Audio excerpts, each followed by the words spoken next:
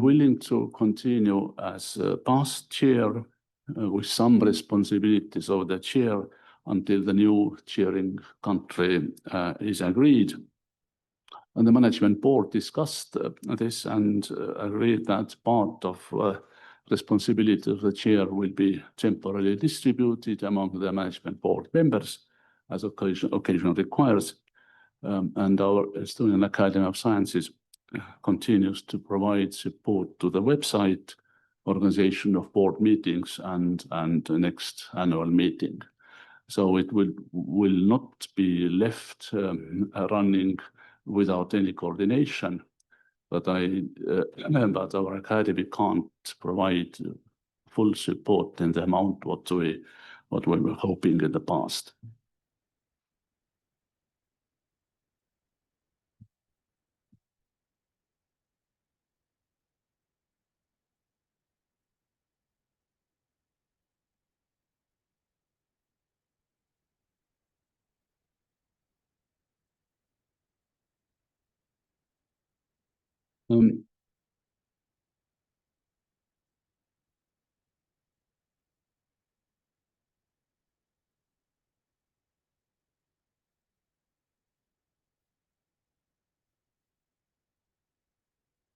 As always, some notes are missing.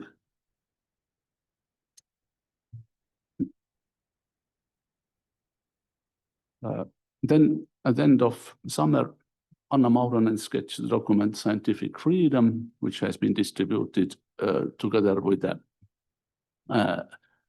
document back and also in printed form yesterday. It was discussed electronically by the management board and approved for discussion at the annual meeting. Again, not to seek endorsement, but interpreting this as one of our possible working directions in the future. And finally, the agenda and organization of this annual meeting was prepared in tight cooperation with all management board members, and also with the local host, the Academy of Sciences of Albania, and the contribution of academician Neki Frashëri is greatly appreciated.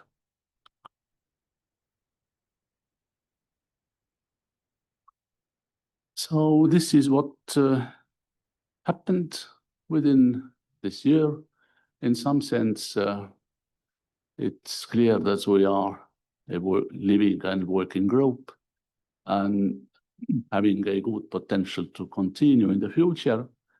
But still, we have some challenges about which we have to decide today under the last item, future of our group. Are there any questions, additions, amendments to this report?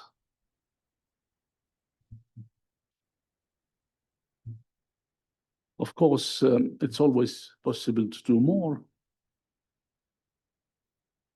but this is what we managed. And at least a couple of items are from this work are today in the agenda, and some of them from a very positive view. Yes, Geoff, please. Can you hear me? Can you hear me? So yes, the microphone is coming. The microphone is coming. Basic.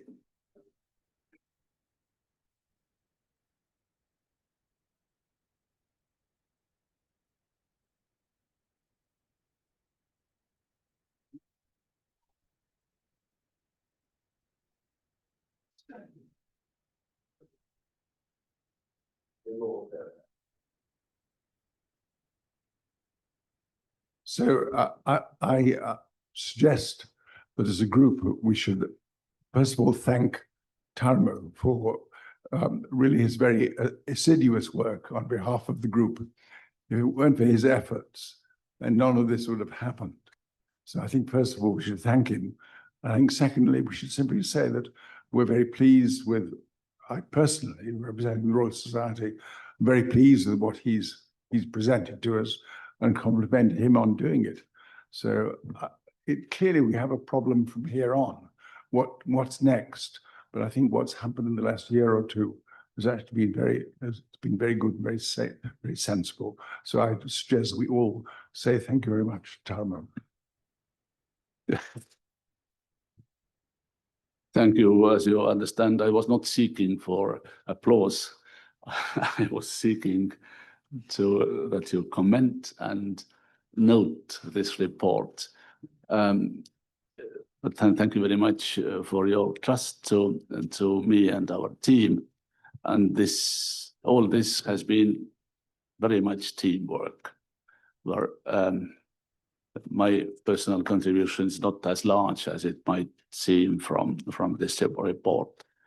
So formally, the annual meeting is invited to comment, which has been done. Thank you, Geoffrey.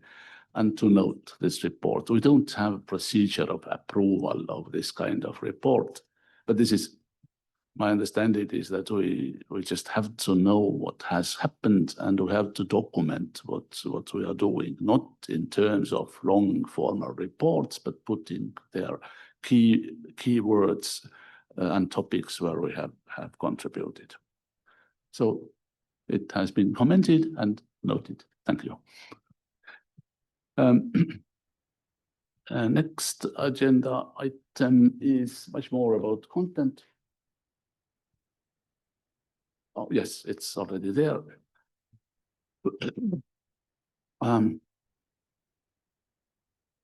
Even though the management group doesn't put creation of different statements as a focus, still framing and formulation of what we think is important. And this framing should ideally be very short, very concise, very transparent, and easily searchable by different robots and artificial intelligence. So we have now produced a few one-page documents. Two of them were mentioned today. One, scientific temper, which was, to my surprise, reflected in several welcoming speeches, as you noted, with a slightly different English word, scientific temperament. But temperament is not much different from temper. So it's possible also interpret temper as temperament. That was, again, it was very nice to hear. And it did create positive feedback. So the question to the annual meeting is now twofold. First, to discuss the next document, Scientific Freedom by Anna.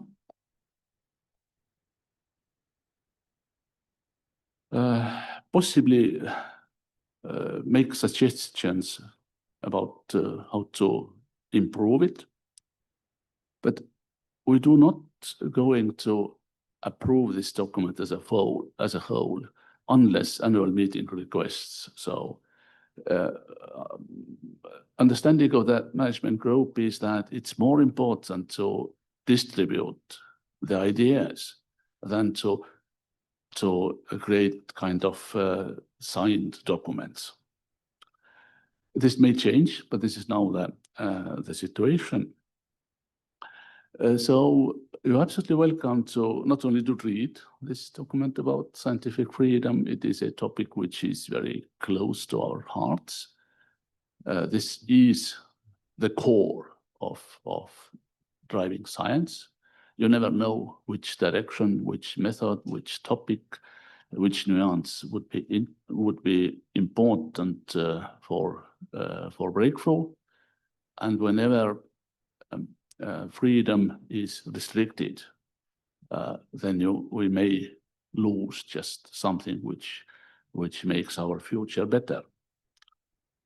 Anna, of course, has very good understanding of European and worldwide history, as we saw from her yesterday's presentation.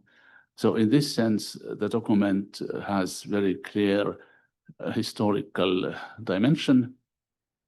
And to my personal understanding, it might be read by many in the future, and it might contribute a little bit to the better course of science in the future.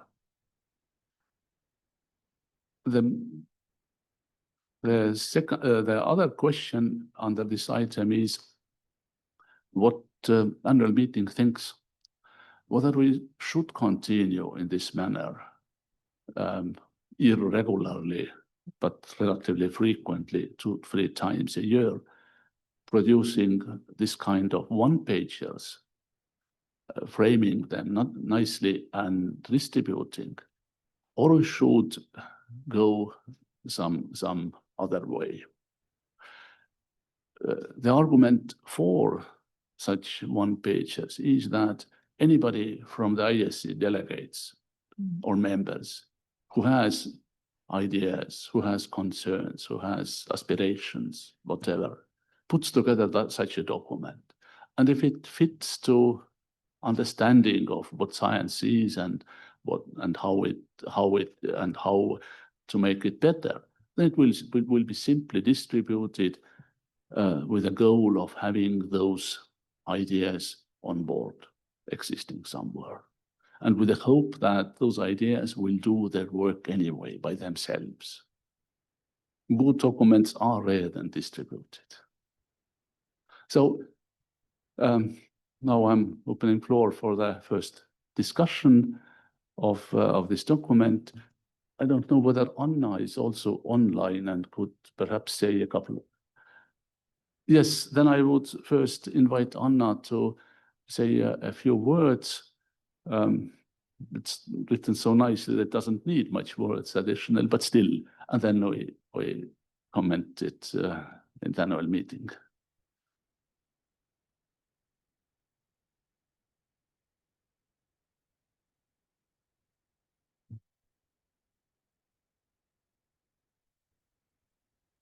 I'm trying to unmute myself.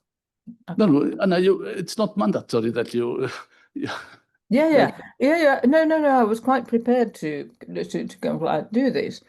Yeah. Okay. So what I wanted to do with this document was simply to write down what I suggested as a kind of initiative that we could take in the ISC Europe, and this was after actually you had left the room.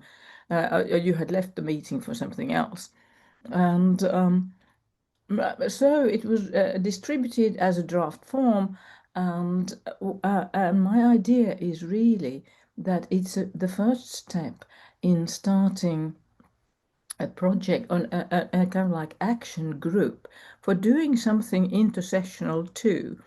In other words, I think we ought to take action around this and not only distribute. I mean, that's neither here nor there. I mean, we can also distribute it, kind of like, in a slightly refined form around the world as a statement. But I think it would be more important to try to contribute something to the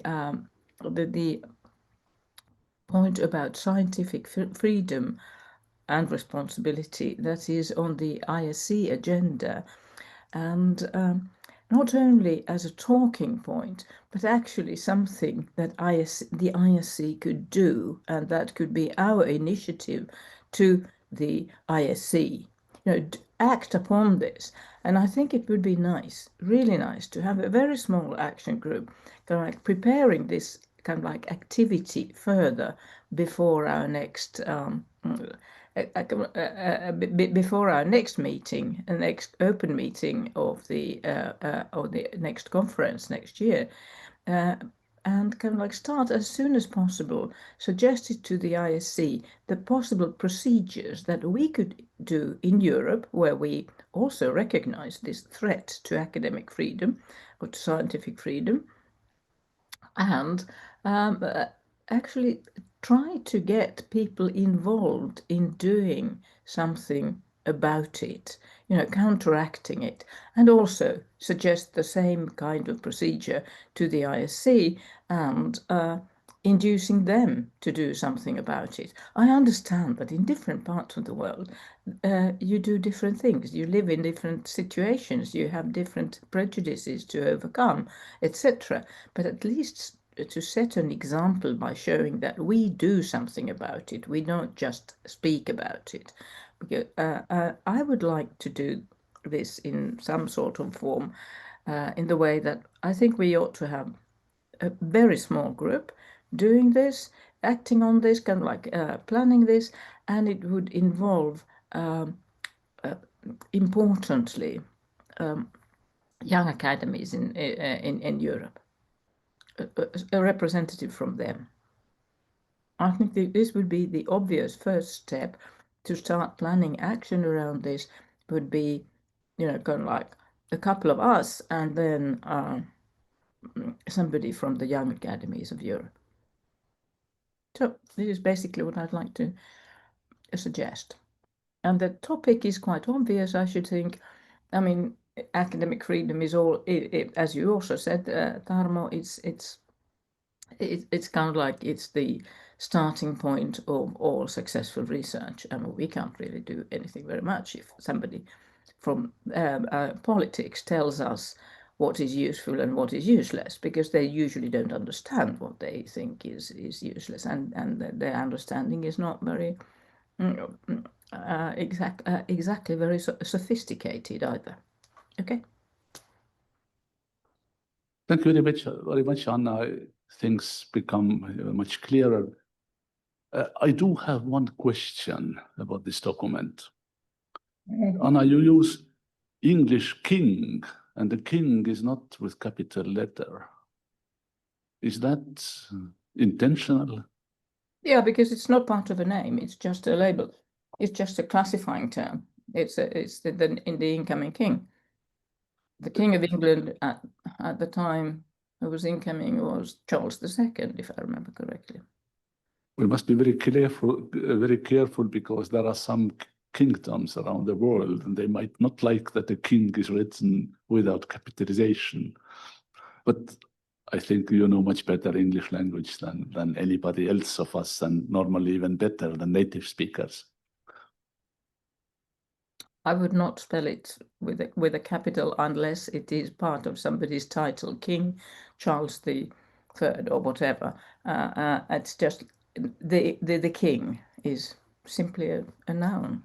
Yes, and then if you could distribute the microphone there, it's not because we don't hear, but people online will not hear.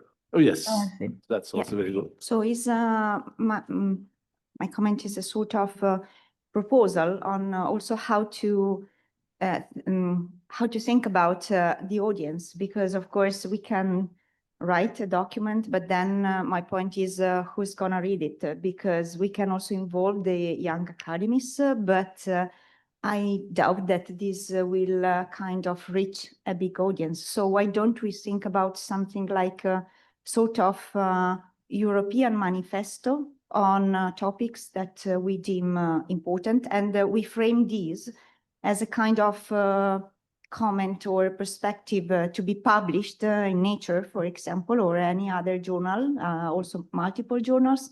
So maybe this would have also a larger impact on the communities. So that's a proposal, not just a document that is meant for internal sharing, but a document that is really meant to go out, so we can think about nature for the scientific part of it, of course.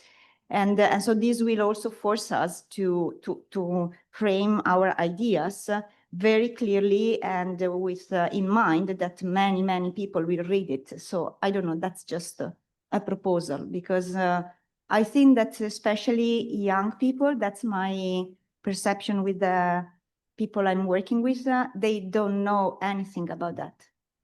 And so maybe this audience can be reached by a perspective published in a journal. Yes, indeed. Thank you very much for this this idea that in ideal world, our document should appear on some high-level journals, at least as a letter from somebody, a letter to the editor. So there are different pathways for such documents. What we were thinking first was initiating a process in the ICS. And in the background is a promise that if ICS picks it up, then the European group will be driver of the relevant initiative. So this is what we discussed yesterday. When we propose something, we mean that we shall also drive the relevant process, at least to a certain extent. But yes, absolutely. The other side is if there is a very good and important idea, ideally we should try to formulate that as a very short message published in high-level journals. Yes, absolutely, I agree.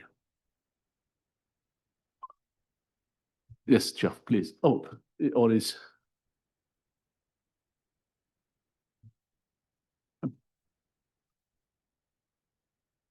No, does it work? Yes. It works, good. So I think it's vital to think, who do we want to talk to? Actually, we don't particularly want to talk to other scientists. If they don't know, hard luck, tough. They should know. We want to talk to politicians. Why? Because this is a political issue. And the reason it's timely now is not because of science, it's because of politics. Ideally, what we would like, of course, is the global voice for science to articulate this. And it may be, I mean, so far, ISC has not found its voice. It hasn't. And we certainly have found a voice that echoes beyond the rooms that we inhabit. So the challenge would be for ISC, can you address this issue to the people who really matter, who are actually the politicians, to say that even though you may be drifting in a particular political direction, don't do it in ways that will damage the science that you do, because that matters for you, irrespective of the sort of politics you run. So I think it has got to be a global, but this is a point where the global voice for science does matter. And there is a route where I think this mustn't be about Europe. It may come from Europe, the initiative, but it mustn't be about Europe. As I understand from Vanessa, that the body committee of ISC, the Committee on Science, Freedom and Responsibility for Science, exactly what Anna's paper is about, largely at least, added to by the idea of responsibility, which we discussed yesterday. Apparently they're meeting, the committee is meeting in December to decide on their work for the next period. And ideally, I suspect what we could do is to adapt Anne's paper, develop it a little, and put it on the plate of the ISC committee and challenge it to find a route way whereby it could be heard at a level that is greater than the level of science. Just producing another paper, frankly, ISC has produced enough papers, actually having an effect, an impact, actually matters. So the challenge to ISC would be, this is a crucial issue, firstly. And secondly, it's got to be done in a way that will have an impact. So I suggest that, following what Anna has already said, we make ourselves available, say we try to initiate a movement on the ISC committee to start thinking about this issue, to make ourselves available during the next year to support them in whatever way that seems appropriate. But say there are two challenges. One is to write a short and appropriate paper, the right paper, and secondly, to find a way of getting the impact we need. Because unless we can get the second one, and I agree with our Italian colleague, unless we can get the second one, writing yet another paper, this isn't going to work. Thank you.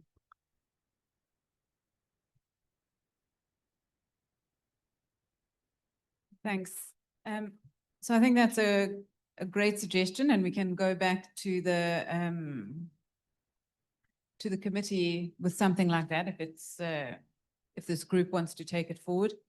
I just also wanted to raise to remind the group that I think 5 years ago, the ISC wrote some work on what does free and responsible science in the 21st century mean. And so it could be good to refer to that and base this new idea either on that or as a gap that hasn't already been explored. I'm happy to send that link around. Yeah. Yes, Anna, please.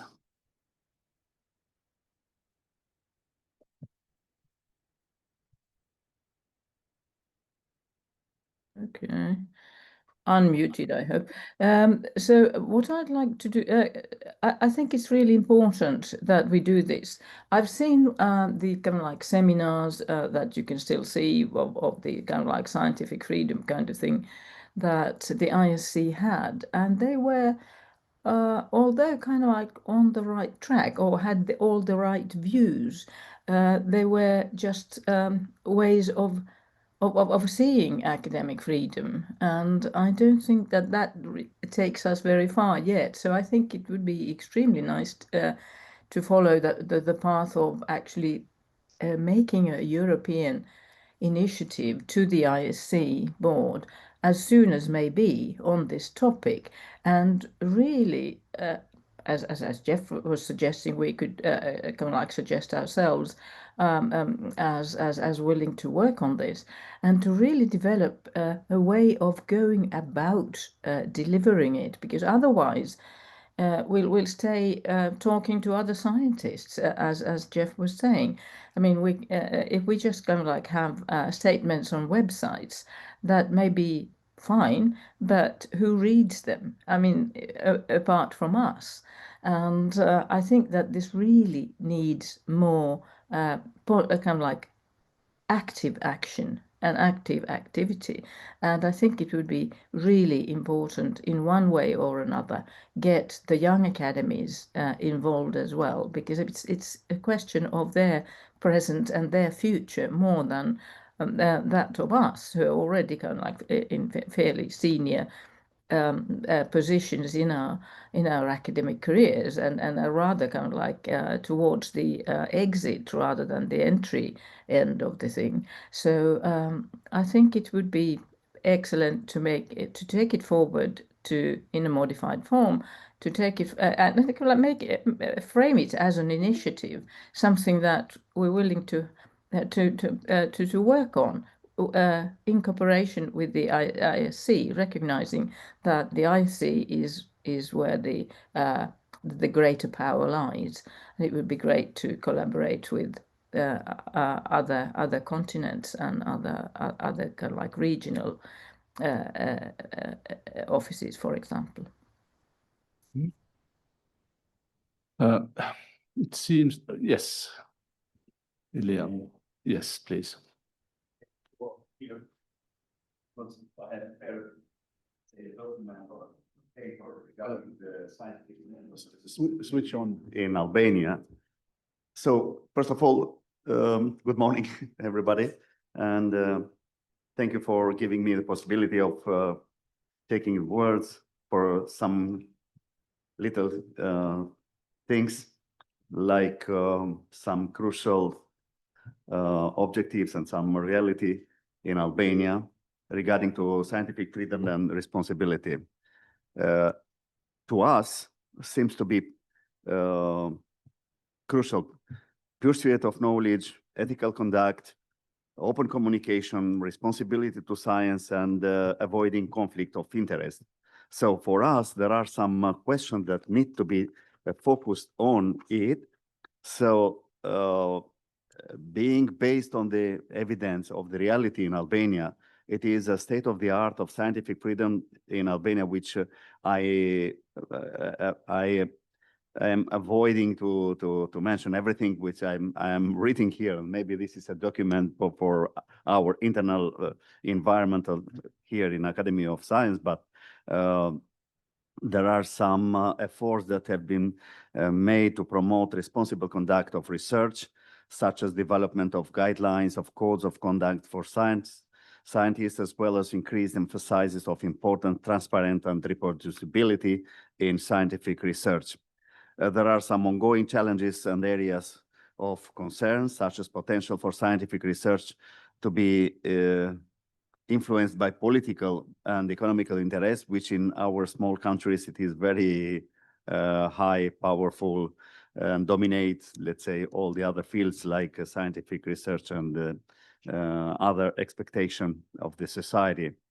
We have found that the direction which need to follow to improve and apply the scientific freedom and responsibility in our country might be promoting education and awareness. I'm not going into detail to explain everything, what does it mean for us, but just mentioning some headlines: developing and enforcing ethical guidelines, ensuring diversity and inclusivity, supporting independent research, strengthening collaboration and communication, and for better understanding and the importance of research, the promoting this potential impact on society and the environment. Overall, the direction that need to be followed by our environment is to improve and apply scientific freedom and responsibility, include promoting education, awareness, developing and enforcing ethical guidelines, ensuring diversity and inclusivity, and so on. So there are some duty for the Albanian reality to evaluate and change the existing reality. Here are some possible home duties that can be undertaken to evaluate and change existing reality. First of all, it is conducting an honest assessment, then engaging in open dialogue, where better than in Academy of Science, it should be open discussion, society, and promoting transparency and accountability, then addressing corruption, supporting innovation, creativity, investing in education and healthcare. Overall, evaluating and changing the existing reality requires a concerned effort from all stakeholders by engaging in this kind of dialogue. We want it, for this reason, over-mention it, we wanted to apply for support from the international organization for being involved in an international level movement towards the better results and follow the other advanced countries within subject of scientific freedom and the responsibility. As it is for better understanding. I have followed the explanation in detail, but I'm not going mentioning everything I have already written here in the document. But there are many international, to us, organizations that supports and promote scientific freedom and responsibility, like ICS, UNESCO, International Council of Science, World Health Organization, and the UNDP. This organization may provide support in a variety of ways, such as providing guidance and the resources for the development of policies and regulations that promote scientific freedom and responsibility, supporting research and capacity building activities, and promoting collaboration and information sharing among different stakeholders. In addition, maybe many international organizations can also provide funding opportunities for research projects and initiatives related to scientific freedom and responsibility. We believe that countries like Albania can apply for these funding opportunities to support the development of research projects and the initiative that promote scientific freedom and responsibility. And surely we will have some actual results and future recommendation for countries, small countries like Albania. The actual results and future recommendation for countries like our country, Albania, regarding scientific freedom and responsibility may include the following: increased awareness and understanding of the importance of scientific freedom and responsibilities among policymakers, first, researchers, and the public. Improve policies and regulations that promote ethical and responsible conduct of research, as well as increased transparency and accountability. Third, increased investment in scientific research and development, as well as support for innovation and entrepreneurship. And fourth, improved collaboration and communication between different stakeholders, including researchers, policymakers, and the public. So definitely there are some final recommendation strengthening the capacity of research institution and organization to promote scientific freedom and responsibility, investing in education and training programs that promote the development of skills and knowledge related of scientific freedom and responsibility, promoting diversity and inclusivity in the scientific community, strengthening international collaboration and partnership to promote and sharing the best practices and knowledge related to scientific freedom and responsibility. Sorry for being prolonged, but I'm going to finish. We are attentive to know from this meeting what will be some derived questions to be discussed regarding to the subject of freedom, scientific freedom and responsibility. According to our opinion, there are some potential discussions that need to be done for this subject. Most of the things that has a long queue of questions that need some answers to be clarified and to provide to open area of our society. Finally, it is expected to get some optimistic answers from the questions that I have not mentioned it in details, but of course there are understandable situations for the reality in our country. Through discussion of this question, we may gain a deeper understanding of the challenges and opportunities associated with scientific freedom and responsibility, as well as the different ways in which these concepts are understood and applied in different contexts. It is expected that we may also develop a greater appreciation for the ethical and social implication of scientific research and explore ways in which this can be addressed through policy and practice. So thank you very much for yes, this. Thank you. We have now very clear position from Albania. Thank you very much, Ilirian. I think this is what we of course have to consider at some level, but many questions what you asked could be answered through our third umbrella topic, which is science diplomacy, and which includes organization of cooperation in science. But anyway, thank you very much for the statement. It clarifies very much how what the situation is today in Albania. And again, it's one more time stresses how strong are gradients here in Europe. They seem to be as strong as in the global, as between global north and global south. Thank you very much, Ilirian. I think we have now had quite some discussion, and my feeling is that generally our meeting is more or less happy with this kind of activities, having in mind different pathways. One pathway is to the International Science Council, and this pathway is tagged with a promise that we, whenever we produce a document, we are happy to support its the wider development of the relevant actions. And the other idea is that some of those documents should be made so compact and penetrative that they could penetrate to the pages of high-level journals. Some ideas are worth of distributing this way, but it doesn't depend on us. It depends on editors of relevant journals.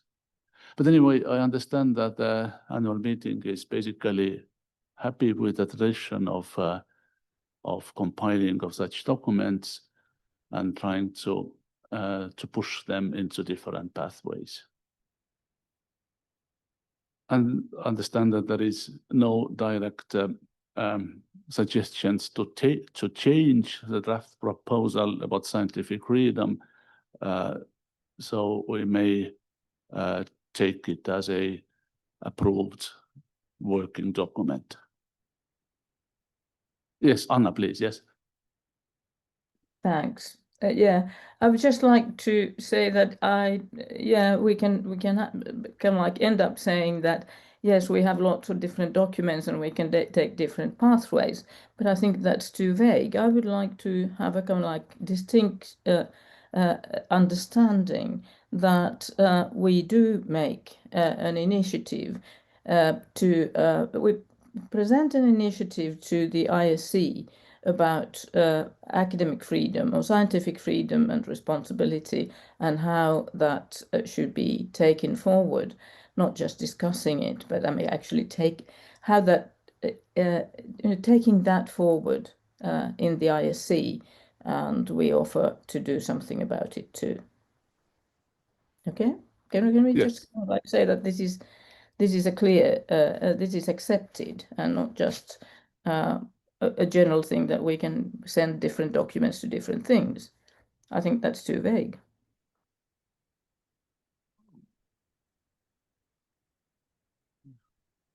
Yes and no. Yes, but now try to be relatively concise and as always. Can you hear me? Yes, good.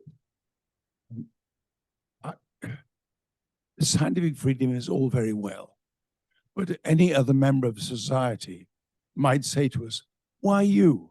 Why should we give you freedom? So this document must say why, and the why is the responsibility. In order to deliver to society what science can do, it needs freedom. And the freedom should be given because the things that it gives to society are highly responsible and highly tuned to the needs of society. So I think Anna's paper is good on the freedom, but actually it's got to have added to it the responsibility. And I think if you were to give Anna the responsibility, if you like, of adding that to the document, I think we're home and dry, and we could then send something off to ISC quite quickly. So I think why don't we as a group say, yes, we think Anna should add responsibility to it, and then that's it. Good idea. Thank you. Vanessa was wishing to.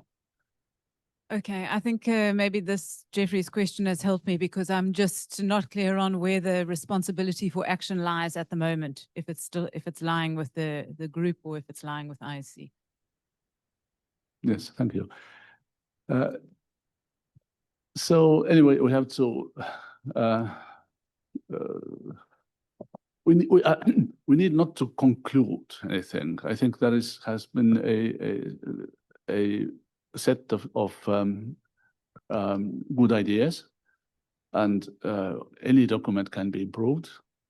But one thing what I would like to say at the very end, we are not polarizing between ISC Global and European Group. This is not our intention. Our intention is to provide European view for the benefit of global ICS and of course for benefit of ourselves. So this is what we are wishing to do, not to polarize, but to cooperate. And so whatever happens with a particular document will depend on Anna first, whether she is wishing to adjust it, maybe not alone. But anyway, the question to the annual meeting is, are we happy with this kind of, this type of activity, and should we proceed in this manner? Just on my yes, own, Anna. yes, thank you. Just on my own part, I'm quite happy to amend the document by rewriting it by taking on the responsibility side. Yeah, no problem with that. Thank you, Anna. This is what was actually expected. Thank you. And again, my understanding is that we shouldn't take a conclusion saying that this document is now final and may go. It hasn't been. our style of work. We think it's a very good idea, and then those who have driving this idea, they will continue in the same direction. This is the position to which I seek endorsement from the annual meeting. Is this fine with you? In the minutes, finally, we shall try to make a more elegant formulation of this, but the spirit is here. We do not tell any of the authors of the document, you must do this or that way. That's not tradition in academic community. We provide ideas, and then we are happy with that, with what happens next. Thank you, and thank you very much, Lilian, also for your intervention. I think it added very important background to what we are doing. Good, and next agenda item is feedback from the European ISC members. In the information pack sent, it was explained that that all members are invited to provide some very brief overview of what they have done in the direction of ISC. To be very short, 3, 4, maximum 5 minutes, and a few slides. And then I open the floor to anybody who is wishing to tell us about what has happened or what has been done in the last year. It could be supported by slides. It could be just intervention. Whoever is wishing to be first, okay, the ladies first, as always in dangerous places. Some of you have provided slides, some not. I'm not that brutal normally.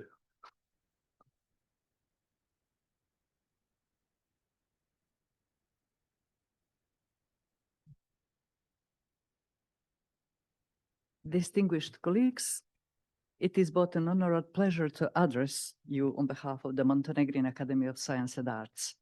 Allow me to extend warm greetings from Podgorica and to thank our Albanian hosts and the International Science Council for creating this platform that connects and strengthens the scientific voices of Europe, both large and small. Although Montenegro is a small country, our academy plays a central role as the national scientific authority and as a bridge between research, policy, and society.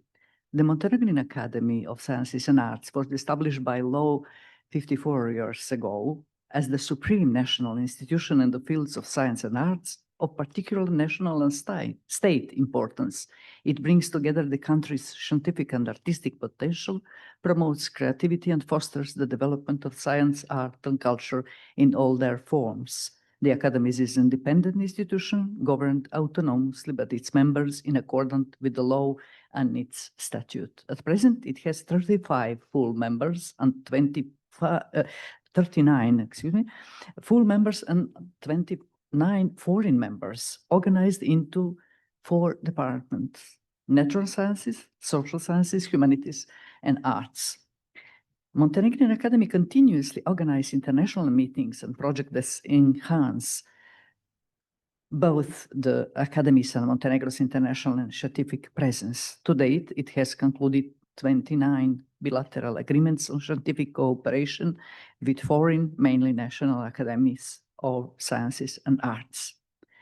Our academy fully supports and strives to embody the notion of the scientific temper in its authentic form. However, as a small country in the Balkans, we are particularly attentive to the issues that correspond to the realistic scope and capacities of our national and regional institutions.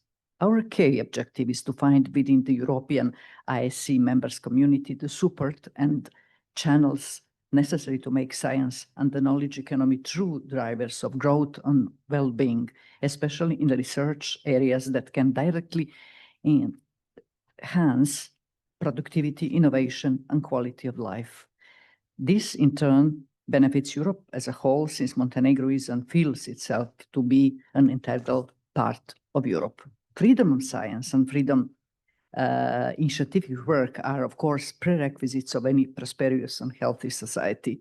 At the same time, the responsible conduct of scientists must be ensured through functional, legal, and ethical mechanisms, but never in ways that would restrict or endanger the freedom of formulate and communicate evidence-based opinions, analysis, and findings. Coming myself from the field of humanities and literary studies, I wish to emphasize that research in these disciplines, both theoretical and applied, must continue to be valued and supported as an indispensable counterbalance to the natural sciences and ever-emerging technologies. Science, after all, should also be viewed more broadly as an aspect of culture and having a cultural role in a society. In conclusion, dear colleagues, the Montenegrin Academy of Sciences and Arts remains deeply committed to the ISC's vision of science as a global public good. We remain convinced that by working together, even the smallest scientific communities can make a meaningful contribution to Europe's shared progress. Thank you for your attention. Thank you very much. So small is beautiful is proved again once more. Yes, please.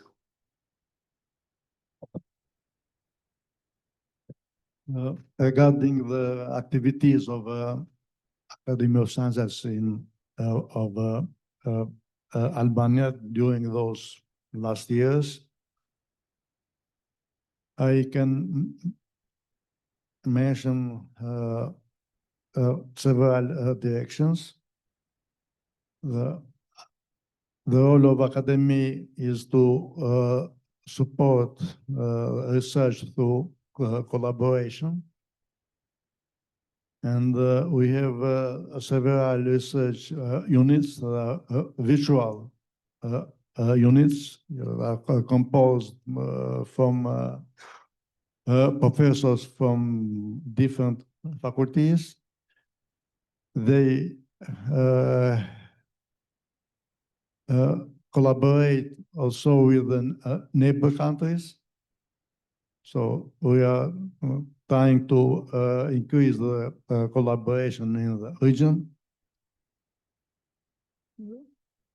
We succeeded to establish a permanent research center that is for biotechnology and genetics, and trying to do the same for nanotechnology.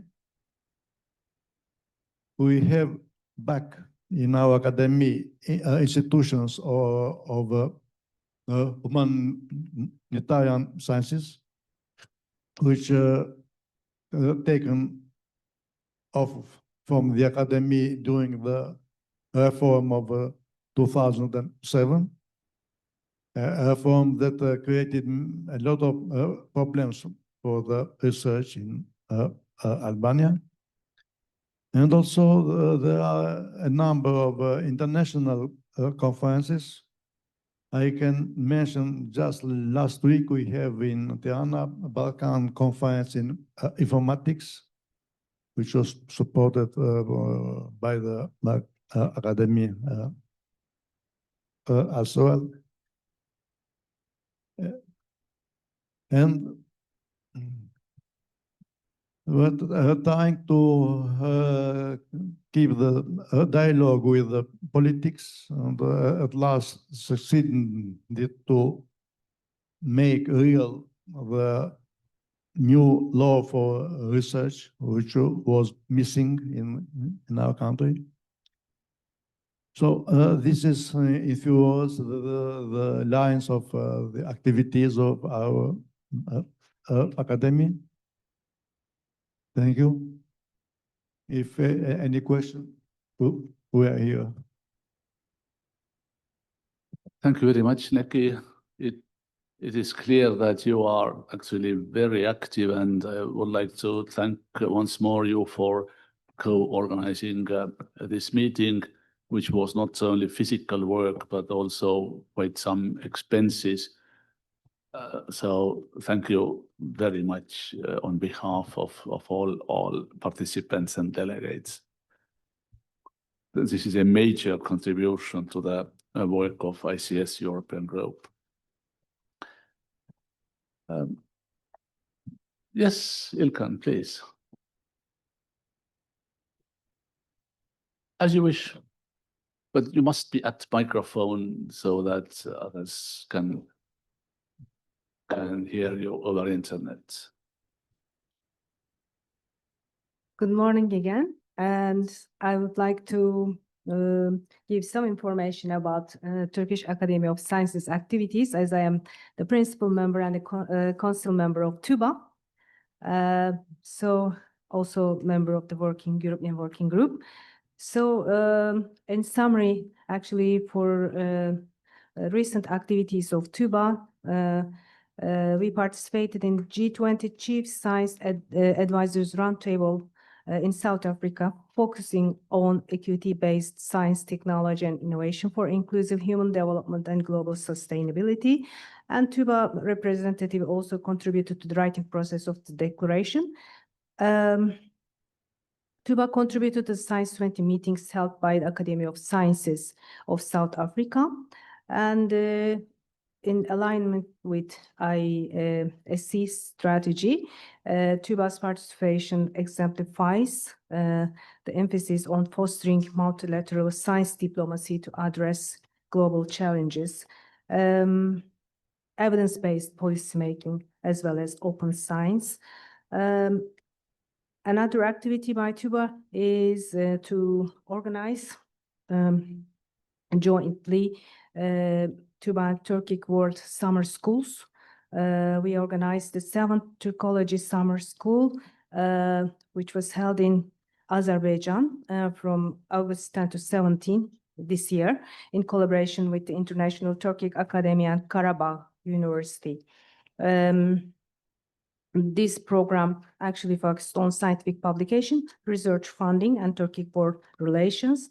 And last year, we organized a similar summer school, which is called 6th Summer School on Turkic States. And this summer school was conducted in the city of Turkestan, located in the Kazakhstan, in August, covering energy technologies and Turkology. This is also in alignment with the ISC approach, because these summer schools create human capital and regional partnership that can directly feed into the ISC's proposed regional presence in Central Asia and Transcaucasia. And another one, maybe the publications and reports that we prepared. One of them is Foundation of Science for Sustainable Future, which I also contributed, a comprehensive publication addressing global sustainability challenges through interdisciplinary approaches. And another publication, Science Diplomacy for Global Challenges. And these are also in alignment with ISC strategy, because TÜBA would like to, through this publication, TÜBA would like to emphasize the role of science diplomacy in addressing global challenges. And another recent activity by TÜBA is to establish the Young Academy of TÜBA. So TÜBA Young Academy regulations have been declared, and Young Academy has officially been established to promote scientific thinking among early career scientists in Turkey and to represent the country in international Young Academy events. Actually, regularly TÜBA gives award to young scientists below 40-year-old, and this is a very prestigious award, especially represented by the president at a very, very official ceremony, and very high-level young scientists can get this award. The Young Academy initiative was actually at first stage. It consists of these young scientists who got this award.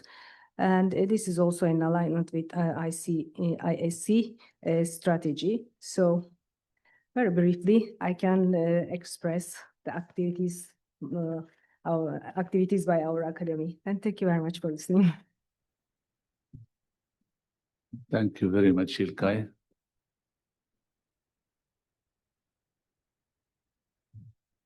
Yes, welcome, Muris.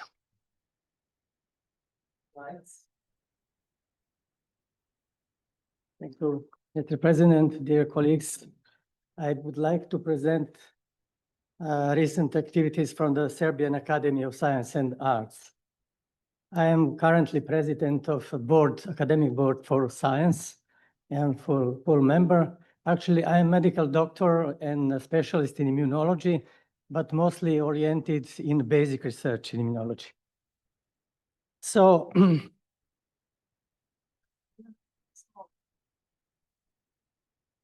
having about 130 members within 8 departments, as also Montenegrin Academy of Science and Arts, we incorporated also arts in our academy. We have intensive international collaboration, and our academy is very active in different fields.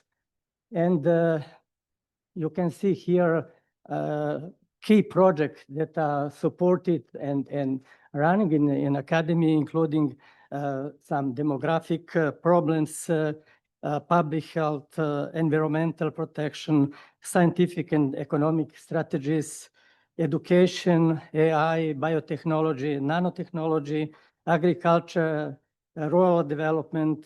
But there are also some specific activities that are related to science, such as scientific excellence, ethics, science policy dialogue, open science, equality in science.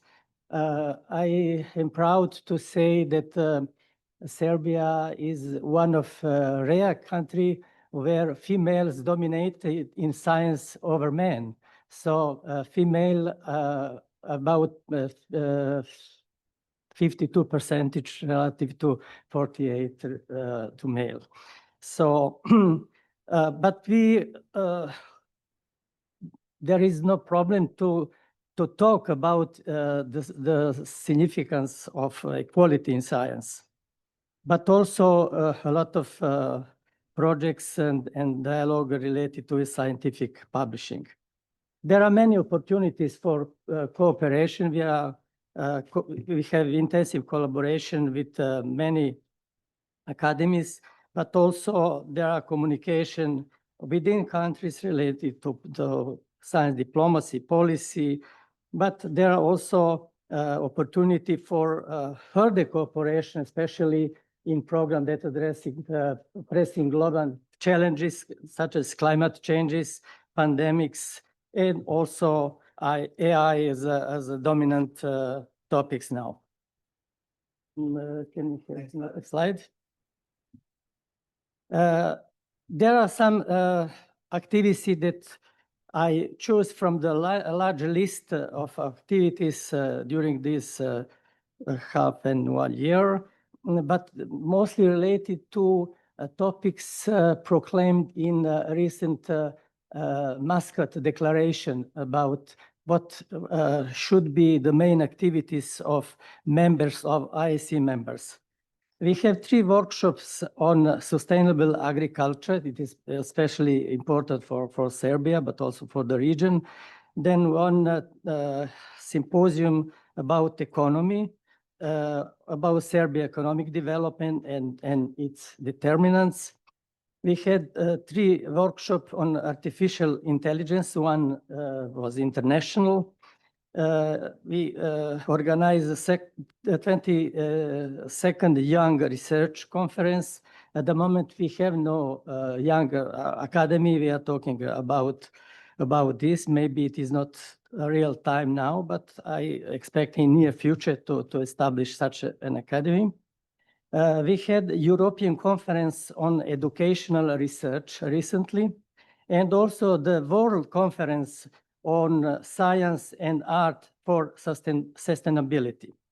We have also a series of symposia related to Rome people in Serbia, current state and perspectives, but also a scientific conference on contemporary minority migration from Serbia. And last slide, please. We had also one symposium, Cutting Edge Science Through Research Results. One important symposium about excellence in science. You can see here specific topics. At first, what is excellence in science? It is not easy to make a definition.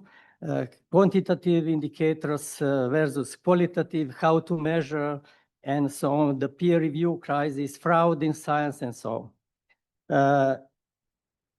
We have more than 100 conference meetings on specific topics across all disciplines. Actually, in Academy, we have every day one symposium. It is sometimes unbelievable, but these symposiums are publicly open, so everybody can enter and to listen and to make a question.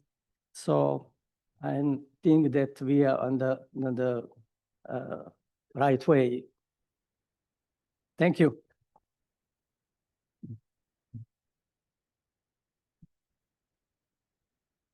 Thank you. It's much better to be in the audience to follow those things. There must be more who are wishing to give feedback. You have had already. I mean, it's per delegate.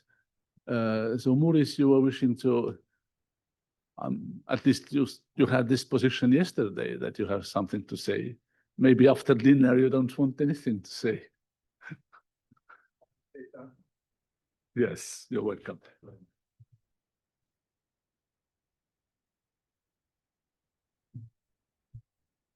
The Academy of Sciences and Arts of Bosnia and Herzegovina has been established in 1954 and is an academy that is representing scientific community in Bosnia and Herzegovina.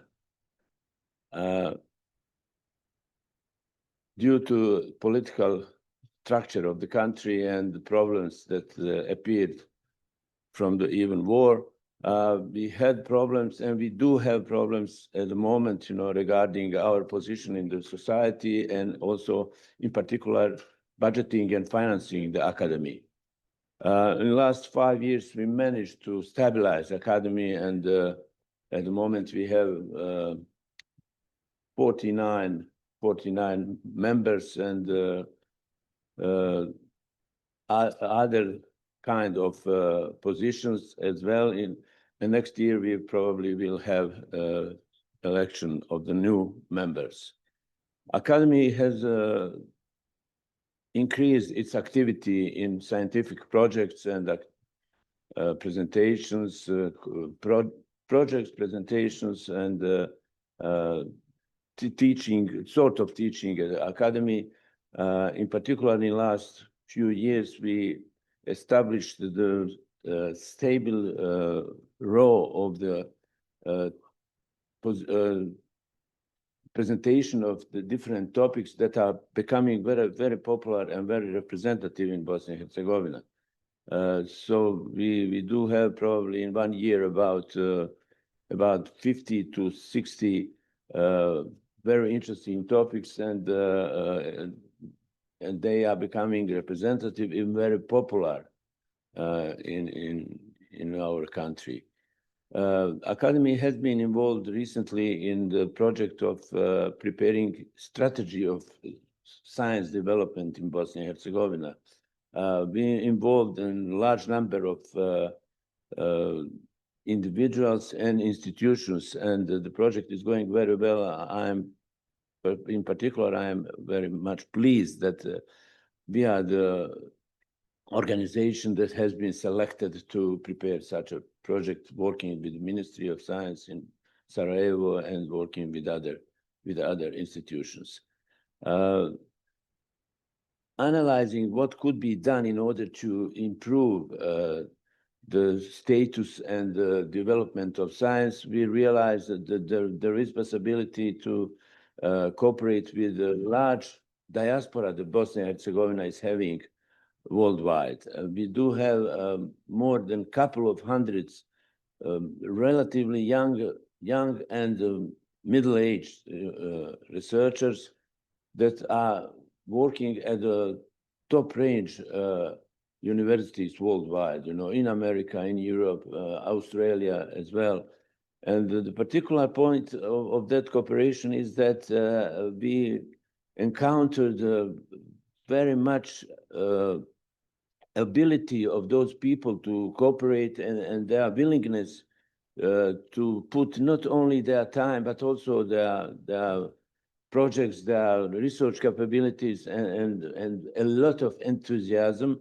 And I expect in the next couple of years, something will come out of that. We are at the moment developing the projects of application of artificial intelligence in different projects in Bosnia and Herzegovina, and hopefully it will present some rich field of the future projects. Apart from international projects, we do have local, regional projects working with few successful private companies. This is also something new because it hasn't been applied before. And I expect that will maybe on the line of the topic that we discussed yesterday, the science as a driver of the development in small countries. We are following something like that. So apart from everything what I said, we also are involved and active in such conferences like this one, ISC, but also with other cooperation, with other institutions, and we are going to expand and continue working in that line. I hope I present you just a small picture of the Bosnian Academy of Sciences and Arts. If you have questions, I'm available.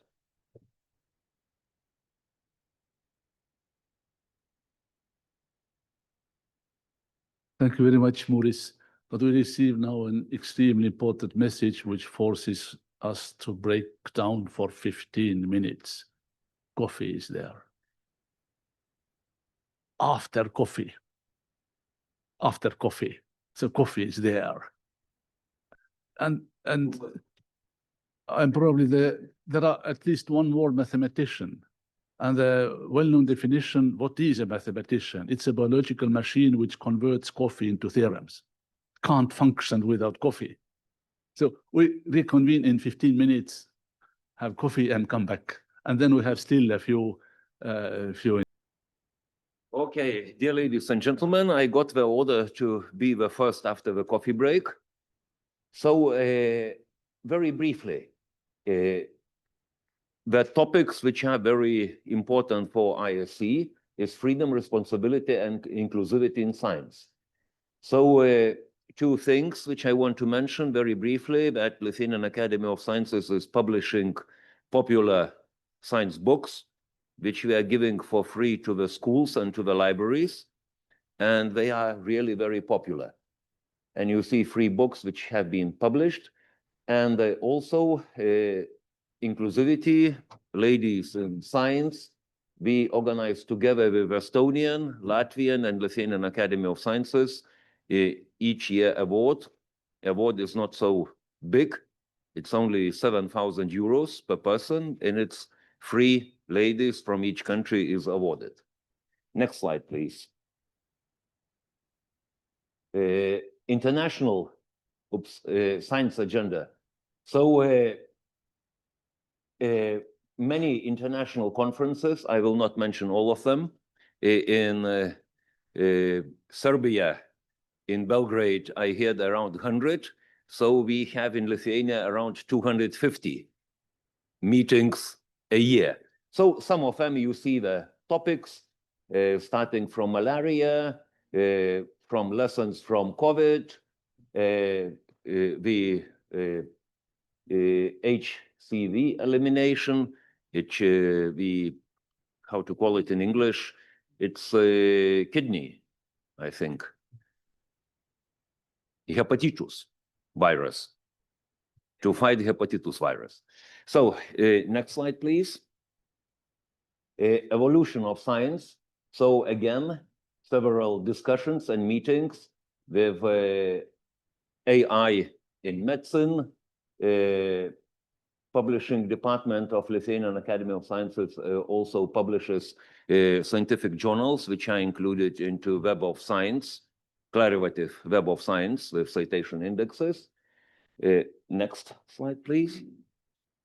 Evidence-based policy making. So we took part in Vienna, another picture from Oman, and of course, International Science Council, where we push our politicians to make evidence-based decisions. It's a problem, big problem, but Lithuanian Academy of Sciences, according to the statute, acts as a advisory institution to president, government, and parliament. So from time to time, we are getting questions from the parliament, which we must answer in 10 days, which is really painful. So next slide, please. Science diplomacy. So we have relations, and exactly a year ago, we signed an agreement with Albanian Academy of Sciences on cooperation. Now, we signed with Moldova, and also have relations, very nice relations with Taiwan, and laser physics and biotechnology now is booming both ways in Taiwan and in Lithuania. And of course, Three Seas Summit, where starting from Greece and going to the Baltic Seas, it's a president meeting, and together with presidents of Three Seas Initiative, it was a science summit discussing about cooperation of science in this region. Okay, next slide. Young Academy, of course, what Anna told, because Young Academy is part of, I would call, old academy, freedom of science, science diplomacy, they took in different events, in Global Young Academy and European Young Academies. So, and that's briefly, that's it. If you have questions, I would be glad to answer. Thank you.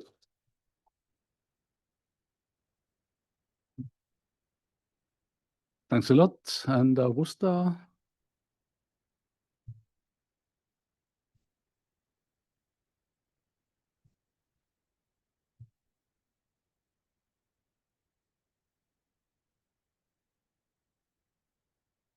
So good morning to all. And this slide is the first one related to Consiglio Nazionale delle Ricerche of Italy, and offers an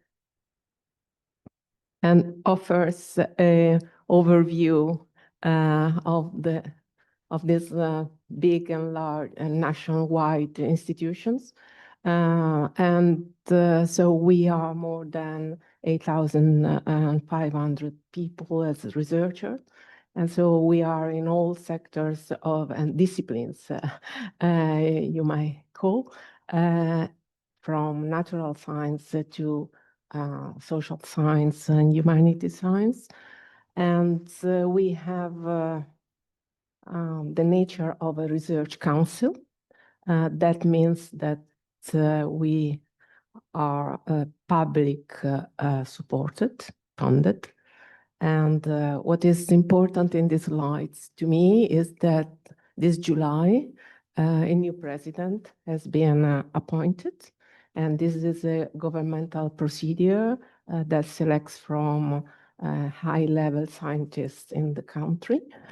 And Professor Lenzi is the new president of National Research Council. And he will take over the next period towards increasing the adding science, research, as a value-added activity for innovation at large in the country. So this is the main perspective he is putting on his still ongoing agenda. So priorities within this activity, presidential activity, will be is undergoing. And the vice president is also a very important scientist, and is Professor Francesco Svelto. And last week he attended in Japan the STS forum, where the President Gluckman called for a meeting with some members of Category 2. And this is to say that CNR is also an important contributor to ISC Global, since its founding. And myself, I was selected to take part to the merge in 2015 of ICSU and ICC. And this was an incredible experience, and I try to take the results over in this time. So can we go into the next? As you have understand, we have a lot of activities that cannot be reported. We have a website full of documents, and the international relation is also important. And our the head of this unit is Virginia Coda Annunziante, who is in charge of the organization of all these bilateral and multilateral agreement, and membership to more than 40 unions, scientific unions. So this is our a short presentation of the opportunities for collaboration that we try to select for our ISC membership. And we try particularly to focus the benefit we could get from ISC Global in order to produce something concrete to our community. And for this reason, we put on top the roster of experts, which is an initiative that started 2 years ago, maybe, or last year. It depends from the official presentation of the topic. And we thought that this could have an impact on our researchers, and could be very important for selected people in our structure to take part into this roster of experts, which is based on independency of the expert submitting that submitted their nomination to that roster, but in the very end are part of the community of our organization. So we put on the agenda of last year the fact that we should create an informal group from these experts that were included in the IC roster of experts. And this informal group had the scope to inform each other and to develop some science to policy competencies. So build on researcher specialties and add this dimension or improve this dimension is a capability development. And we put also this in the Oman General Assembly as a topic to be discussed and shared with other members. Then, of course,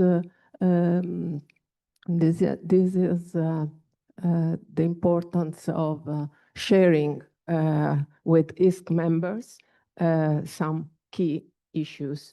And so we are happy to be in the Euro-ISC group since some years, and to be part of this process that highlights some specific topic that are on the European, giving the European perspective to an international agenda.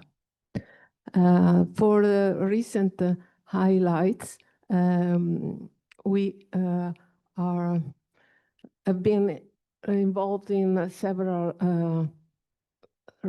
response to ISC survey. For us, it's very important to be an active contributor and to try to give our ideas into the ISC process of reporting. But to do this in a so large and public organization, we need to address the right people that can provide the right responses. So it's not easy to sometimes to find this knowledge gatekeeper. And we spend some time to involve these people to represent as better as we can our large organization. So this is a way to improve also relationship with other Italian representatives and delegates we have in other scientific union. So we try to create synergy. That's our, myself and also my colleague Michele Muccini, who is the delegate. I'm also delegate, but he is the main delegate. We try to create synergy among these profiles which have been nominated by the past president. And that's, of course, the news that I can add to this short presentation is that Accademia dei Lincei will be soon member of the ISC, and they made the application, and it was passed to, it was approved by many members. We will see that the results from the governing board, but we hope that this will be a new important information and content for the next year. So we hope that this synergy will still go on and build new content to the international organization.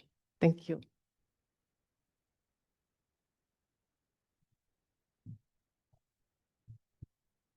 Thank you very much, Augusta Maria. Now it's time for Geoff and then Susanna, and I think that's, then we shall close this session. So Geoffrey, you're welcome.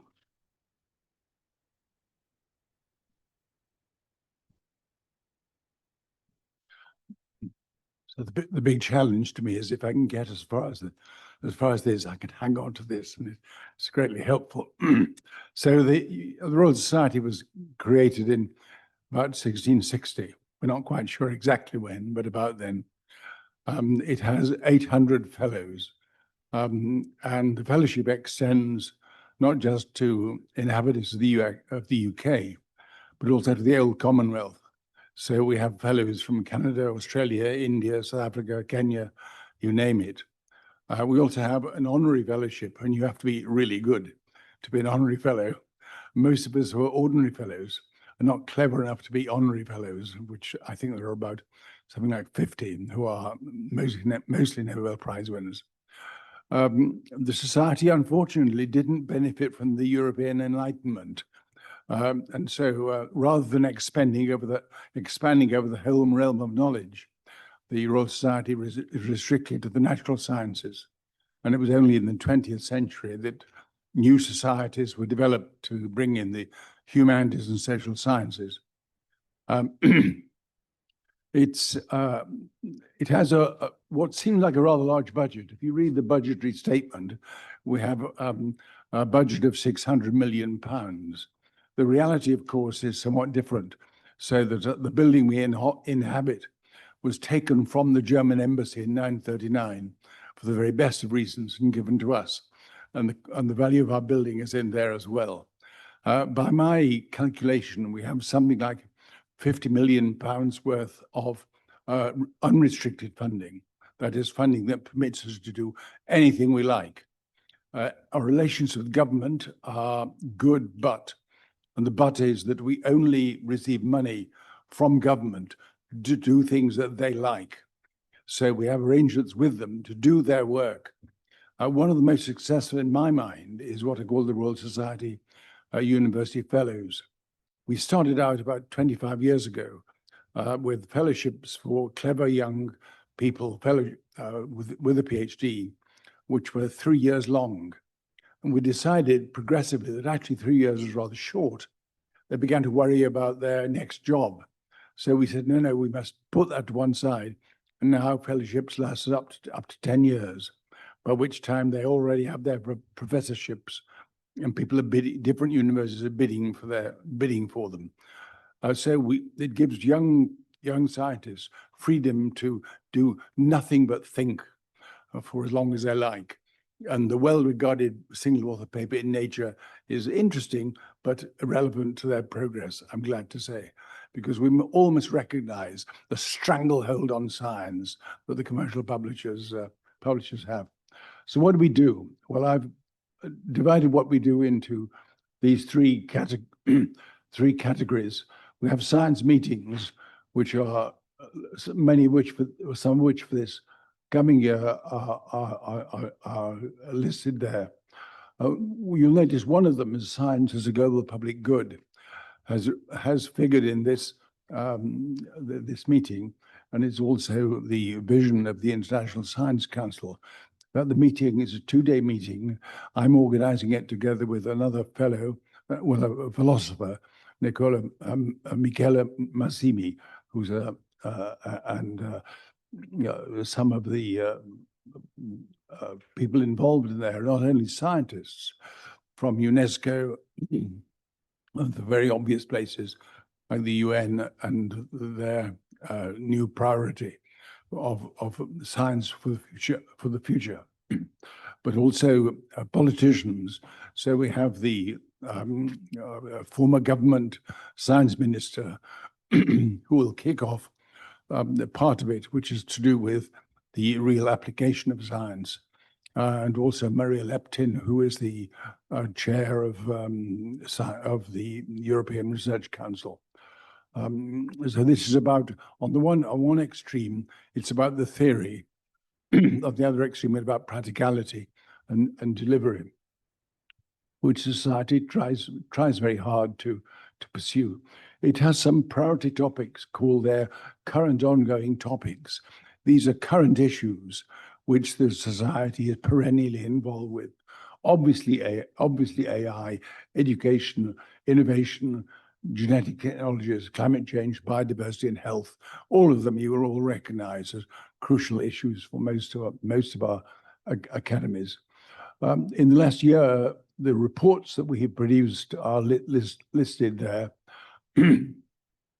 The current issues are quite exciting and lots of fun. First of all, our journals have shifted to an entirely open procedure whereby it's free to publish in our journals, both to authors and free to anyone can have them. They're up on the web. A member of the public can take our journals at no cost, and that's important.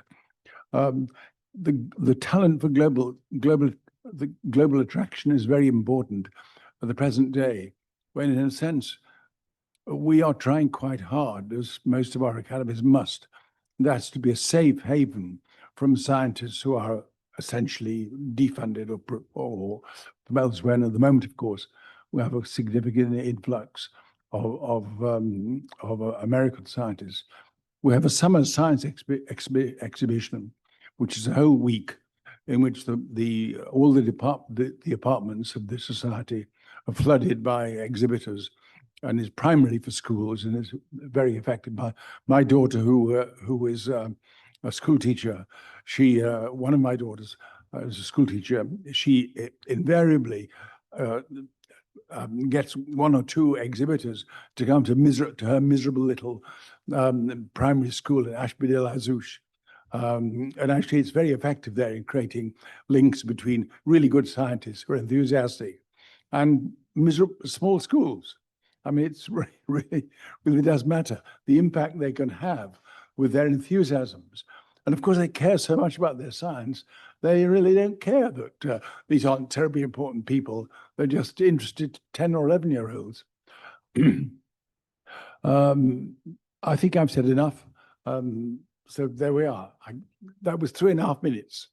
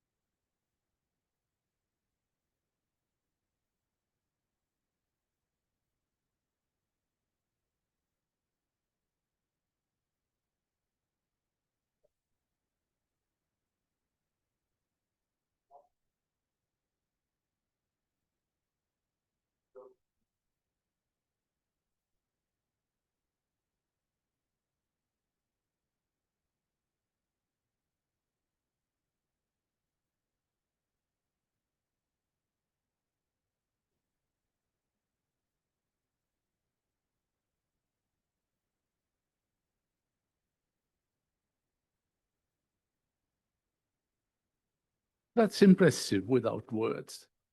So if you put now back my slides.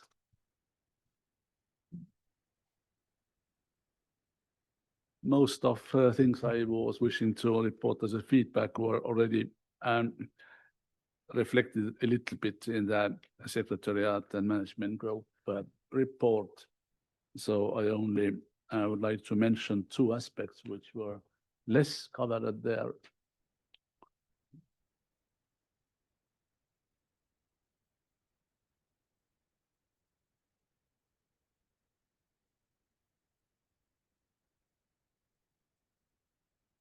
So we believe in mathematics, as you may understand, with giving some content to it.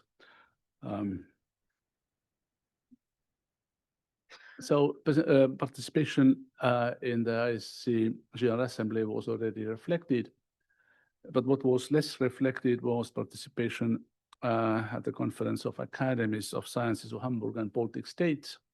I only mentioned my part, but you see there were major part of Jūras and also part of Ivars Kalniņš from Latvia. So there was a very strong ISC delegation, including two management board members. So other things were already touched, but one thing about which I'm really proud of, I've been invited to speak and panelist to the Inter-Academy Partnership Triennial Conference this year in Cairo. This panel is organized by the same people who are driving the Reclaiming Europe project. So it's now a little bit different topics. It's a panel winning from greater inclusion, but it's a direct continuation of Reclaiming Europe idea.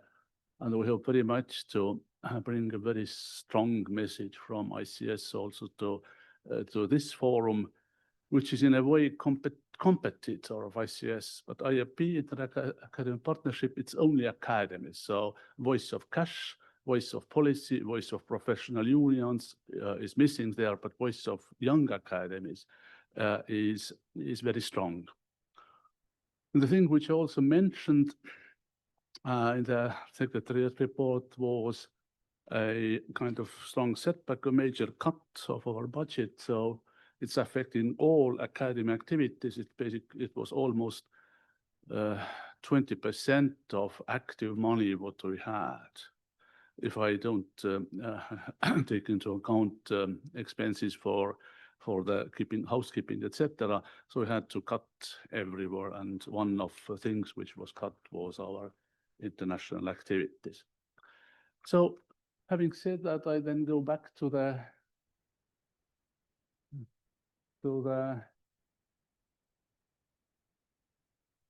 agenda, and now it's floor to Vanessa. We have heard everything what we have said. You need not to reflect, but if you reflect on that, we shall be happy. Would you make it within 20 minutes approximately? Yes, thank you. And you can steer slides yourself. They will be put there. Thank you, Tarmo. And thank you very much to the colleagues at the Academy of Sciences of Albania for hosting this meeting. It's really a privilege to be here with you. And I just wanted to give a couple of updates from the ISC and then leave some opportunity for you also to ask questions. Almost good to go. So I think the first part I'll update is a bit about our governance and status of the strategic plan. So I have to use my slides for notes.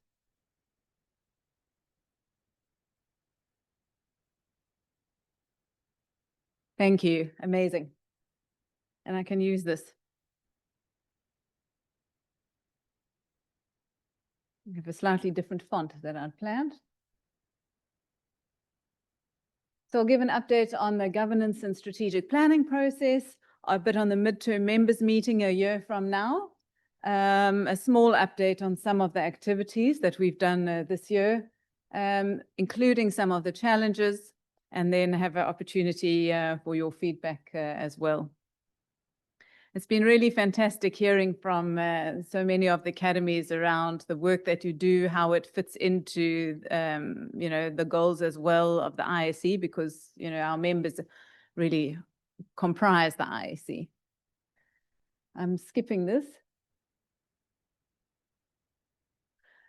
So go straight into the governance. We have 2 meetings coming up, one tomorrow, and one in the middle of December. What's under consideration at the moment is a 3-year budget, consolidation of the strategic planning process that so many of you have provided input into over the last year.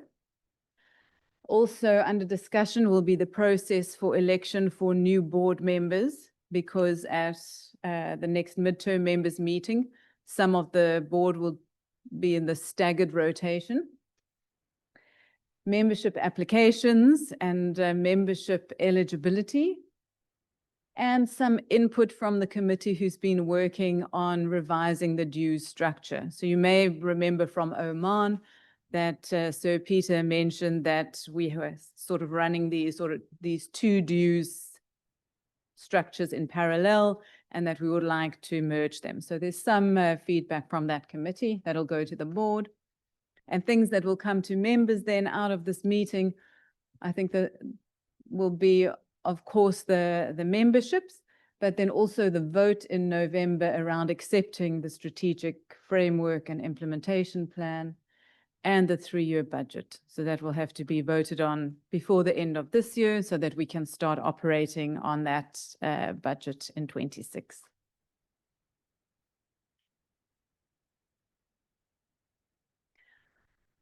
I just put these areas up here as a kind of a reminder of what the overarching areas of the strategic priorities are. And I see these were already reflected in Jūras' slides, so there's no need for me to add them here.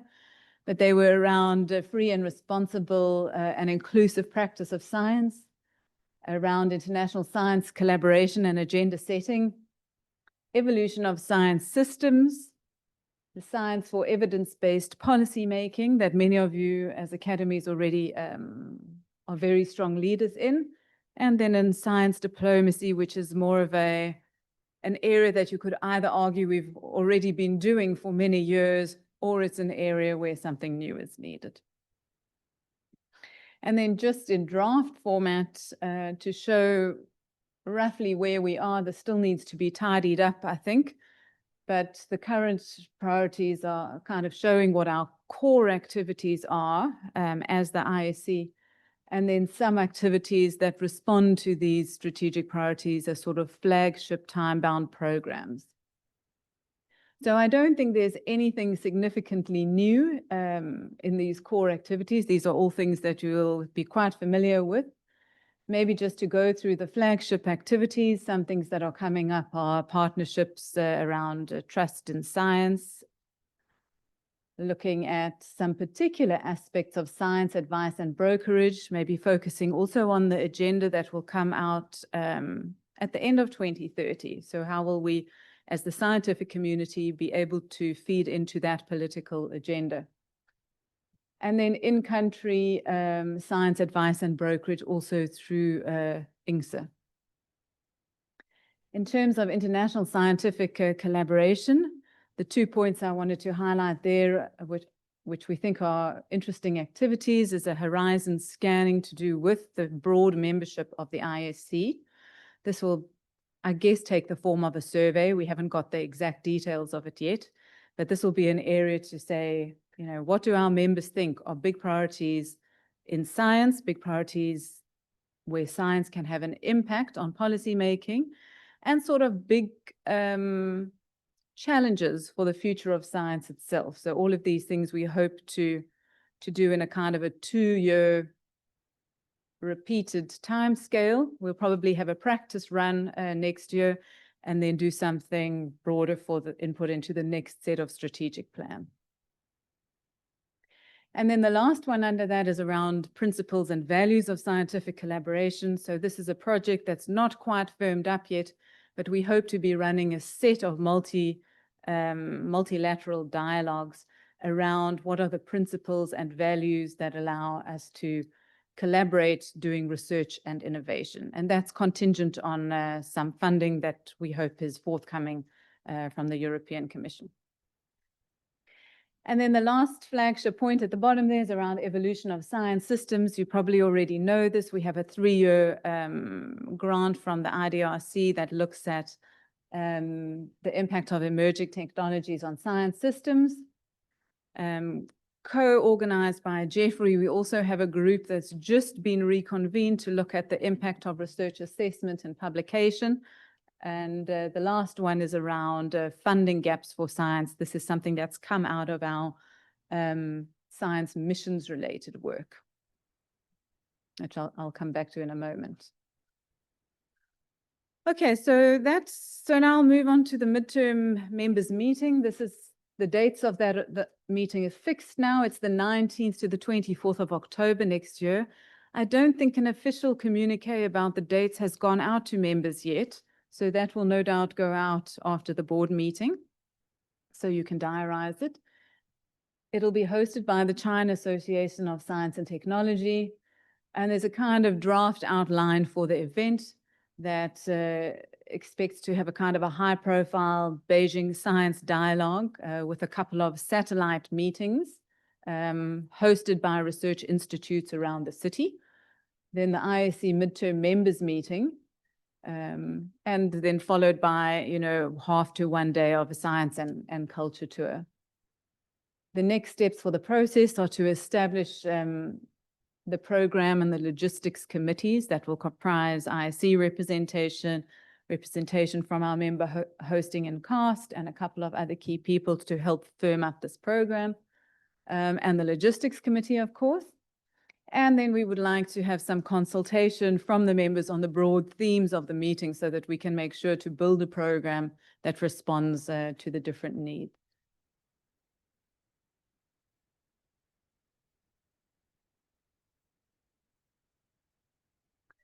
So maybe I can move on to highlighting about a few of the activities. I don't want to spend too much time here, but this is just for information.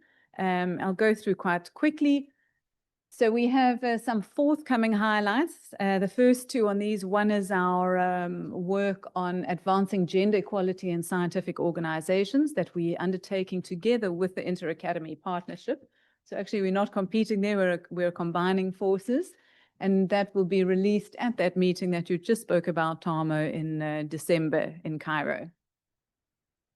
We're also one of the co-conveners of the International Polar Year, which has a really long planning cycle, but has gotten off the ground this year. The Polar Year is only in 2032-33, but the planning for that has started in earnest, and there is now a call out to host a secretariat. And then at the bottom over there, you can see there's a release of some of these country case studies and primers on AI for science. There's 3 primers that came out of this, this program. They look at the types of AI and how they're used in science is the one. The other looks at environmental considerations for AI in science. And the third one looks at data and AI in science and how to, as data is pretty much the currency now for AI. So those are available at that link, council.science/AI-primers, or through the QR code. A couple of other reports that came out this year, also as part of the IDRC project, we had an intervention that worked with 11 of the ISC members, mostly located in the Global South. And it was around harnessing digital for science organizations in lower resource settings. So this took them on, I would say, a number of different digital journeys. Some wanted to use digital as a better way of communicating with their individual members. Others wanted to organize hybrid conferences. So it's quite a wide scope of digital there. But that report comes out with a set of 3 sort of tools which we think science organizations might find useful, whether they're in low resource settings or not. We also engaged quite strongly at the UN Oceans Conference that happened in Nice in June this year. So we had an expert panel there. Many of the ISC affiliated bodies were represented. And we also released a policy brief for that.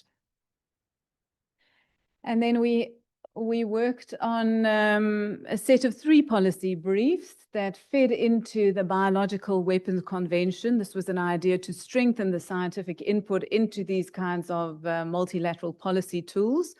And that was work that we did with the Geneva Science Policy Institute. You can find all of these on the publications page of the website. And then sort of longer term things that we're doing. We've, as I reported last year, we were really trying to embed the ISC in some of the structures in Geneva with the idea that we don't just want to be responsive to their requests as a science community, but we also want to have a long-term goal of being able to set some agenda and ensure that science feeds into these processes. So through Morgan's presence in New York, that's going, I think, quite well. She has had a number of inroads. Those include through individual member states. Sometimes they go through agencies, and sometimes they go through other groups. So it could be the Science and Technology Major Group, or it could be the Group of Friends on Science for Action, which is a more informal group that we host the Secretariat with UNESCO. And I would say that it's starting to pay off. We've been asked to draft the UN Secretary General Scientific Advisory Board statement on open science. So I think we are, seen as a possible route to contribute to some of these things. And then the other 2 things to say that our board released a statement on international science collaboration earlier this year. That's also on the website, noting the maybe harsh political climate for some of this work. And we launched the Science Missions for Sustainability in Oman at the beginning of the year. Some challenges, of course, coming straight out of the missions work. We would say that it's been surprisingly difficult to mobilize funding for this transdisciplinary mission-based science. And actually, when we started this work in 2019, it was the funders who sort of came to the ISC and said, come up with this new model of doing missions-based science. So to come back or full circle like 5 years later with and find it quite hard to mobilize funding, I think shows, I think there's some lessons we can learn internally, but I think it also shows the pressure on finances across the globe. Another challenge is on supporting member-led initiatives. We think there is value to be had in having some funding to support these initiatives that members might want to undertake, and we hope to build some of that into next year and the following year's budgets. We've also seen a few staff leave this year, and we will work with the reduced staff capacity because I think it's structurally more sustainable for us. But that also means a period of adjustment whilst we manage the workload of those colleagues who have moved on. So it takes some time to adjust to those. And of course, I'm sure you're all aware from January that we still have uncertainty regarding our premises in Paris. We don't see that it's likely that that will be resolved soon. As you've seen, the government has probably changed a few more times since we've had that previous report back. And I think we are just a casualty of uncertainty and changes in the system. But so far, everything is going on as best it can. Okay, so that was a very rapid update of the work, and I'm very happy to share with Tarmo if you'd like to circulate, a more coherent written update of activities for the year. But other than that, I can take questions.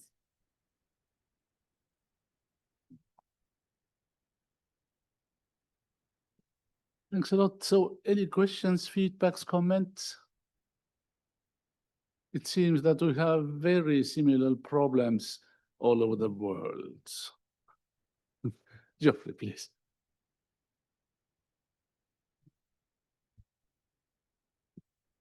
I'm going to sound like a cracked record.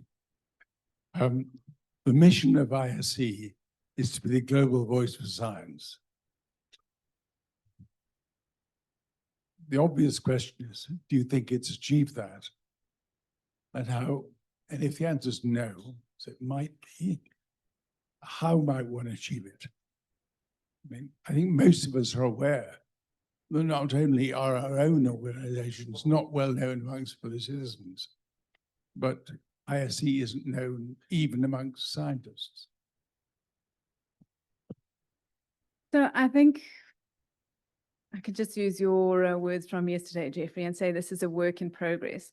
But I think in terms of global representation for the voice, ISC is quite strong. I think in terms of which audiences we would like to reach out to and who is hearing that voice, there's a lot of work to do. The focus, I would say, in the last couple of years has really been growing the audience of the multilateral system. And whether that is a good or a bad choice, you know, I think that's up to the members to feed back to us, but that has been the choice. And I think that in the 2 years I've been there, I can see progress in that. But I think it still then remains for us to decide as the ISC, do we need to have other audiences and should we be working at growing them to listen to that voice? So some of the audiences might be the general public, some of the audiences might be fellow scientists. So I think that's an open question, be happy to engage. İlkay, please.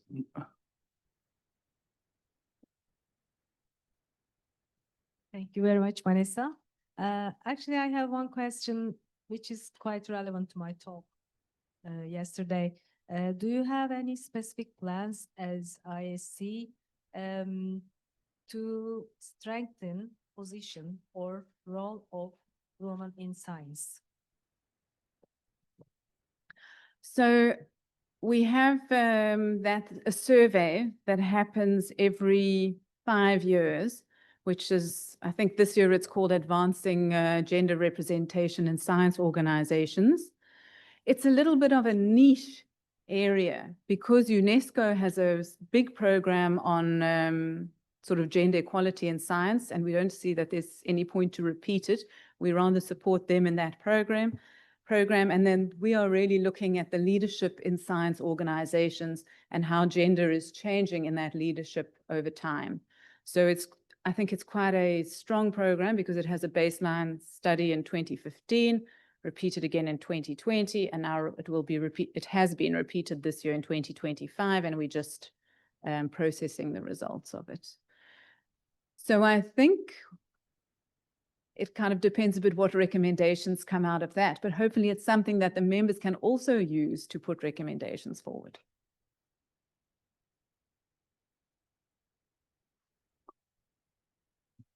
Yes, Augusta first. Thanks, Gerald. Vanessa, just a question about the new program about social science. Are you involved in this as science director or as acting the science futures in some way? Because I didn't. Probably you are in the list, but I don't know in which role. So, Augusta, I'm involved as a kind of maybe a general supervisor of the program. The program is being supported by our science officer, Mega Sud. And we have got, maybe just to give you a quick status update, we have got a steering committee put together. They've met at least for the first time. I don't think the steering committee has been announced yet, so I will follow up and make sure that it's announced. And with both that program and with the one on scientific publishing and research assessment, we're working to broaden the input a bit so that we have a kind of not just a steering committee of, say, 12 people, but that we also have a broader working group of, 50 to 100 people who might want to provide input in some structured way. And that also helps us to take, some of the geographical diversity of our membership into account. But I can give you more detail offline if that's okay. Thank you. Jeff, please. Sorry, if I come back to my cracked record, I think there's a logical problem. And the logical problem is this. The reason why UNESCO and other UN bodies talk to us is because we say we are the global voice for science. And then when I ask my question, we say to ourselves, the reason why we are a global voice for science is that UNESCO and other UN bodies listen to us. It's a very circular argument. There's no beginning and no end to it. Somehow we have to find a way through. I don't think that's right, Jeffrey. I mean, I think the reason that we say we're the global voice for science is because we represent the on-the-ground global scientific organizations. UNESCO does similar representation, but not of scientific organizations, of member states. Anyway, we are now approaching large philosophical questions, but perhaps my understanding how ISC works is fairly simple. ISC has ability to identify questions and problems which hinder our progress into better future. And then ISC is framing these problems and bringing this frame to the table of decision makers, hoping that decent decisions will be made. Maybe I'm oversimplifying, but this is something. This is how, for a mathematician, it seems. It might be completely wrong, but Vanessa at least is silent at this moment. So how ISC works seems very different from different viewpoints, and we have seen from the feedback from members how different the members are. Most of the feedback has been from academies of sciences, only one feedback from Research Council, and how different the members are in terms of their capacity, from a few hundreds of thousands euros up to 600 million pounds. And they are so different in the terms of their weight in local and global scale, in their position in the science and policy landscape. So it's absolutely natural that they focus on different aspects. And my internal feeling is that this kind of variety is very good. This gives us a more or less realistic picture of what happens. There is no way to unify what different members are doing, and the variety and enormous dispersion is a feature, not a bug, in International Science Council and also in our European members. But anyway, thank you very much, Vanessa, for this overview. It gives clear frame what is going on, and it also gives us a kind of hint where we can join this work which is being done by ISC. We call it global, just to make difference from European members. So I think we are invited to note the presentation and thank once more Vanessa for that. And now we'll go back to, oh yes, Anna, please, I don't see the screen, so you Anna, please, your comment. Thanks very much. And thank you, Vanessa, for this very helpful overview. Can I ask you a couple of questions still? Is there time? I mean, they're kind of brief questions. And I'd just like to have kind of like you to exemplify what you see as the main kind of support. Just an example that you provide for the member organizations. And then I have a second question, which is, can you give me an example of active action regarding the points that you take position on? I mean, I can see that you take very good positions on points, and we can all kind of like agree that they are generally accepted among the scientific community. But is there any action that you see yourselves as doing? Yes, any microphone you find. Hi, Anna. Thanks for the question. So I think you were asking the first one around how we provide support to members. Actually, I have to go to the second one first. So I think you were saying it's great to make statements and put forward positions, but how do we follow through a little bit on them? Maybe one way in which we follow through on that is through the casework that is quite invisible to most members on monitoring cases of free and or constraints to the free practice of science. We have about 38 ongoing cases now that's managed between our executive secretary for that committee and our special advisor who's based in New Zealand. And so these are areas where we think that, or where our members report to us that scientists may be discriminated against because of the work that they do. And so their rights are being infringed in some way, and we'll take action on that. It will often be quite quiet. It may be through a letter to a government or to some legal representative or some way that we take action around those statements. I think that's one way of doing it. Maybe to say that this upcoming, another example of doing that is the statement on international scientific collaboration. We'll take some action through that on having these broad dialogues with the scientific community to distill what they see as the principles of international scientific collaboration and innovation. So that will be something where a kind of a statement will hopefully also translate into action. Actually, you answered both of my questions with those examples. Thank you. That's really nice. Do you? Can I ask you, Vanessa? Do you mind very much if I ask you your personal view? Do you think that more would be needed? More should be perhaps done on this front, or do you think it's the kind of like the principal ways of going about running this kind of like huge global organization are enough, or are they kind of like what you ought to be doing? Kind of like. Can you just repeat that? More should be done. Yeah, when okay. At the end of I'll do it more succinctly. Just like, I have to do you think? intervene Yeah, at very this briefly. point. Do you I have think? to intervene in this point. We are running out of time. Sorry about that, Anna and Vanessa. We have to complete some necessary business. Okay, thank you. Thank you, Anna, for your question, and it was really heard, but it will be answered then a little bit later. But now we have to continue with our business.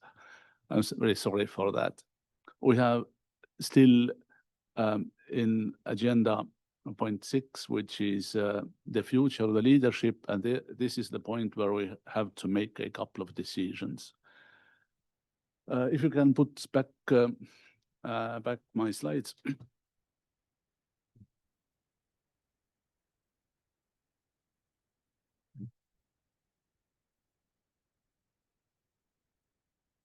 That was Vanessa.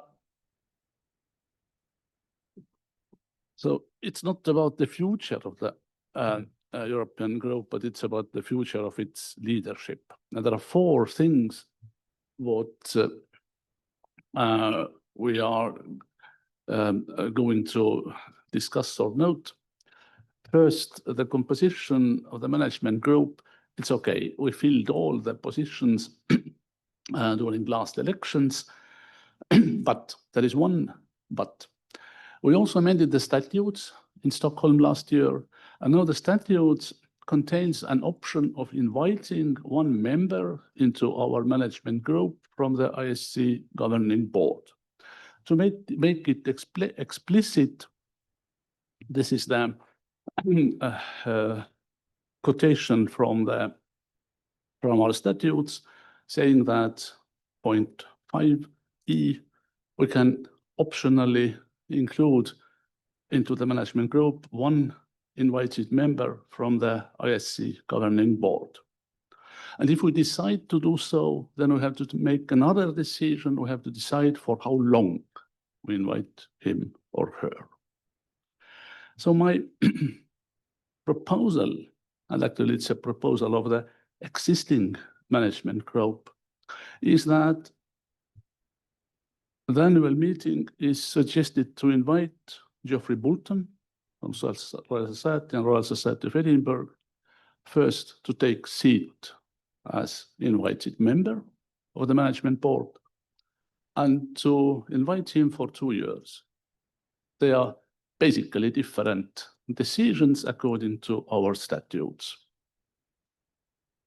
So justification is very simple. You have seen him, you have heard him. He has exceptional experience and expertise in international cooperation, etc., etc. So what do you think? Do we need to discuss that proposal? I don't think so. So I think that good proposal. You must be silent, Geoff. It's a good proposal, and Geoffrey has illegally contributed a lot to our work. So he has really proved that he is not only technically eligible, but he's very useful member of the management group. So I understand that we can take that as consensus of all delegates who are here. And as I mentioned before, our statutes doesn't set any request for quorum. The quorum is the members who are present at annual meeting. Okay, thank you very much. We have made 2 decisions, invite George, and for 2 years. Thank you very much for that. Then the annual meeting.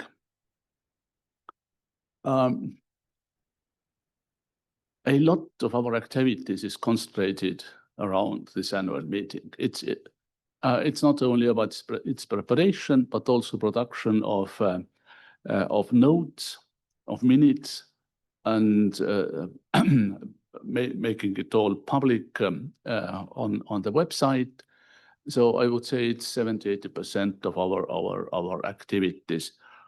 And it is really important that we choose properly the location, the person who are associated. Our policy, not strategy, policy has been to organize this meeting in 1 year in somewhere in renowned center. Places have been London, Stockholm, and in every 2nd year in some less traveled place to hear the opinion which usually doesn't have much space or much floor. This policy seems to be reasonable. At least there has been no major objections. Another option which we have discussed and found also reasonable is to organize this meeting sometimes back to back with our sister organizations, say Alea, where more than half of our delegates are also delegates to that meeting. Currently, we have 1 offer for next annual meeting, which is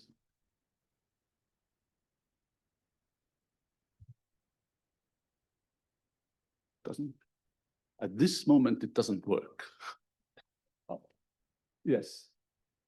We have 1 offer, Spain and most probably Madrid.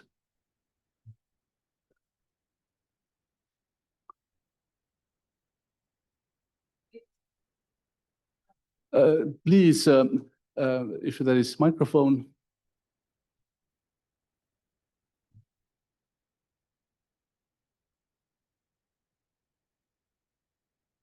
Yes, thank you. Yeah, I can see Spain is also offering, but I would like to also offer to host the next meeting by Turkish Academy of Science next year in Turkey. In Turkey. Yes. Absolutely. Excellent. Any other competing offers? No, you never can say it's enough.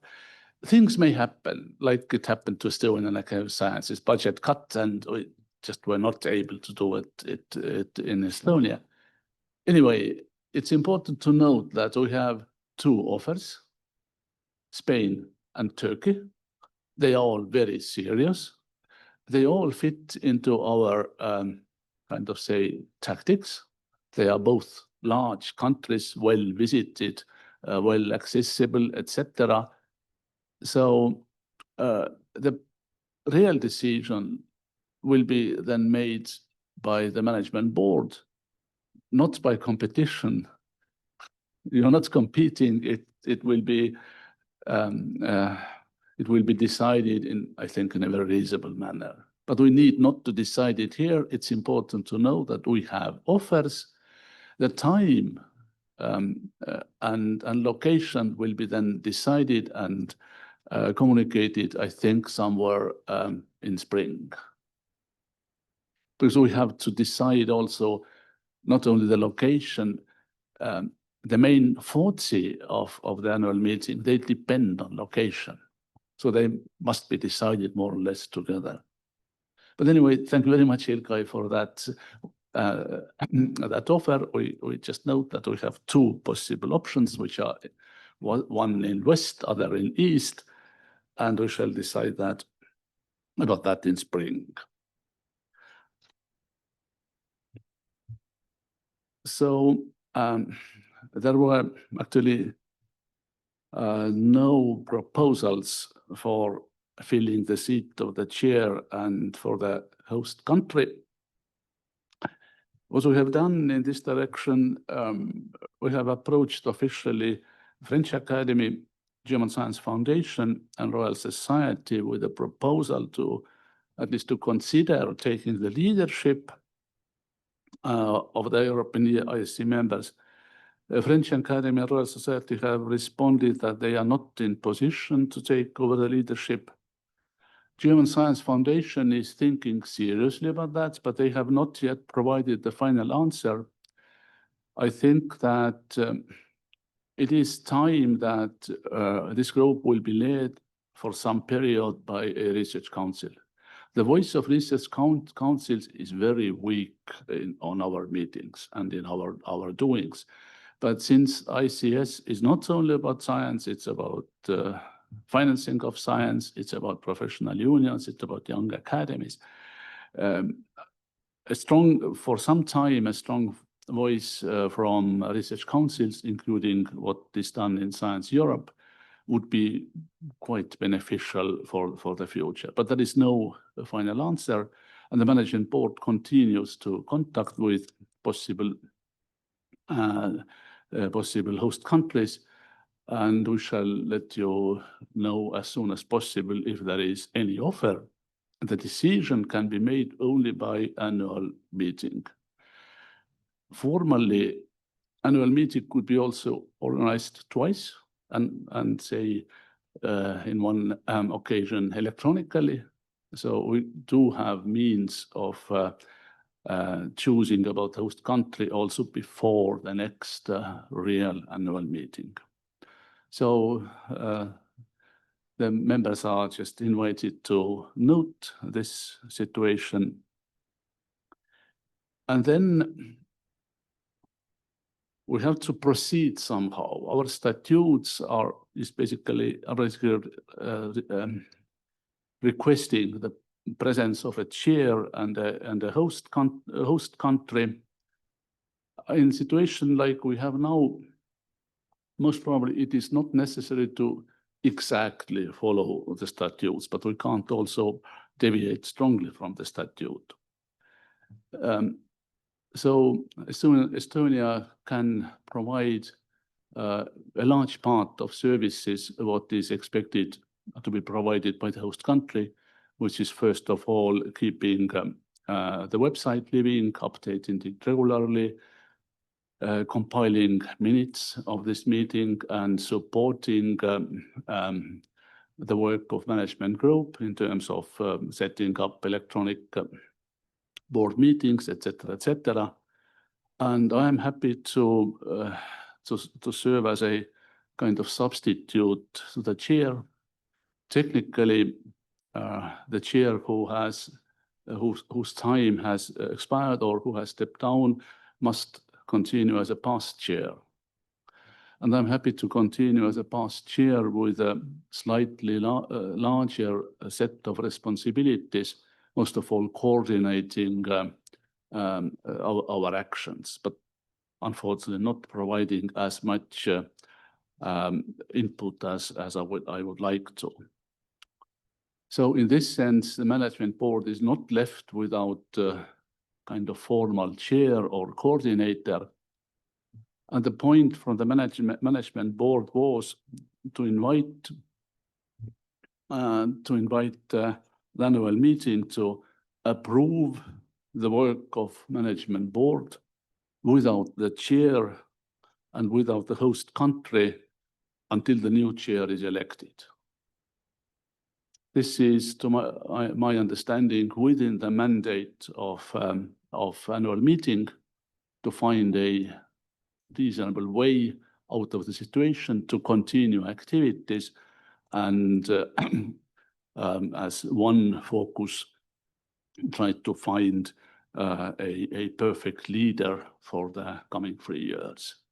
And this should not be made in hurry. A leader for 3 years, it's an important decision. It will define a lot of tactics, what the European group, what European members will do, and it must be a also very good person to chair this adventure.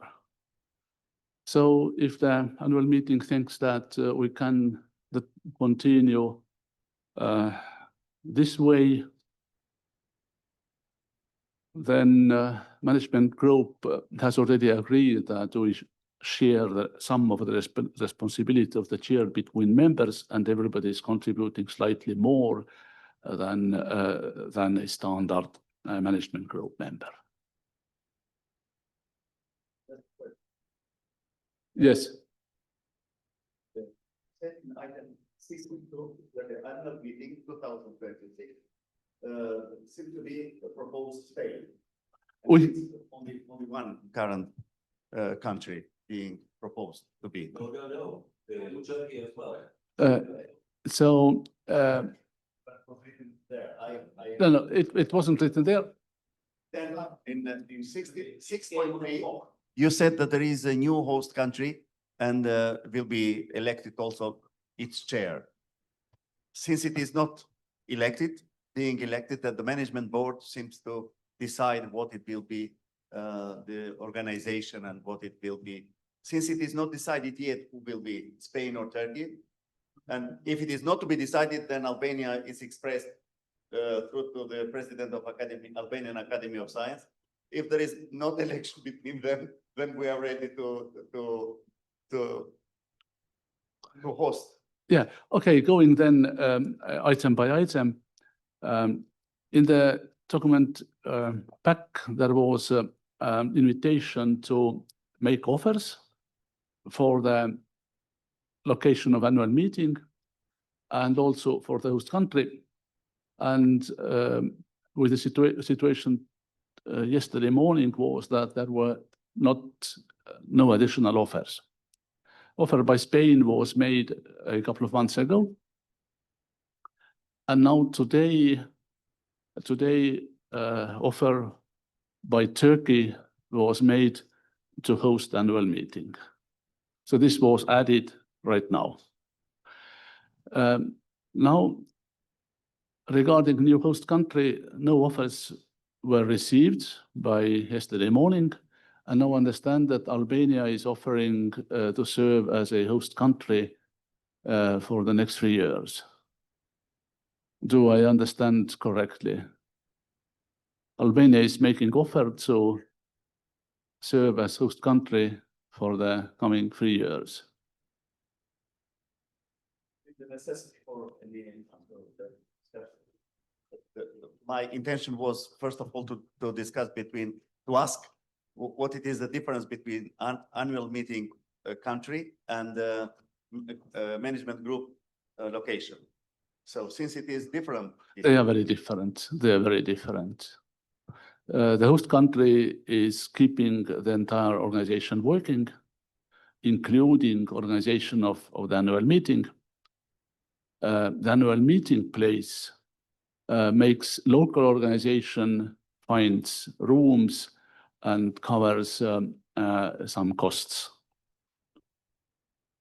So Albania has this year organized annual meeting, which means co-organization of the co-creation of the program, finding good speakers, proposing topics, finding rooms, providing local organization, and covering catering and dinner. This was the role of Albania, and it was done perfectly.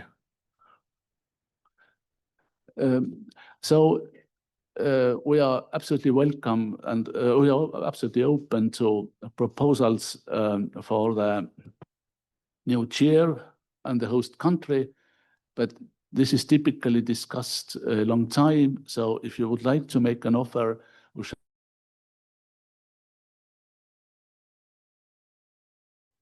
This year, we can't make a decision just today, even without having a formal proposal.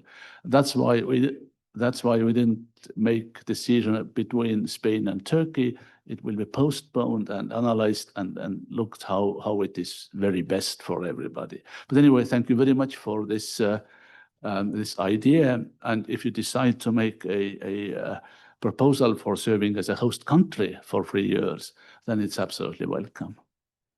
But anyway, I understand that under circumstances, the annual meeting is happy that we continue for some time without chair, the past chair serving kind of substitute of chair in terms of coordination.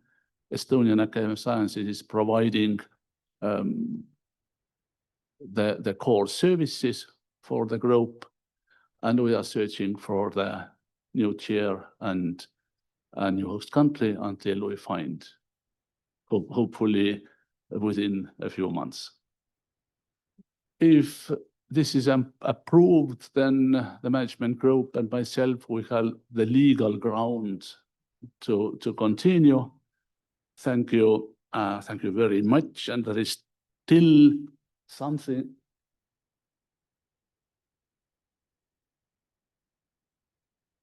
Something to say to our hosts. It has been extremely nice place. You have built a beautiful city. You have created a beautiful country with the autumn color tones, which range from green to brown and even blue, and in some cases. And all lunch and dinner, they have been real adventure, but everybody survived. And I would like to express sincere thanks to Albanian Academy of Sciences, and specifically or personally to a few persons. I know that what we can provide, some Estonian sweets, that they are absolutely worthless compared or in comparison with the Albanian sweets, but I hope that you accept that as kind of token of appreciation what we can provide. First of all, to Neki, who has been an excellent partner, and together we have put together a very nice program where we have had a clear view of the vision from Albania, and on the other hand also a high-level vision about how ISC is working and how European group is working. So Neki, I would like to share your hand and to hand over this. I know it's worthless, but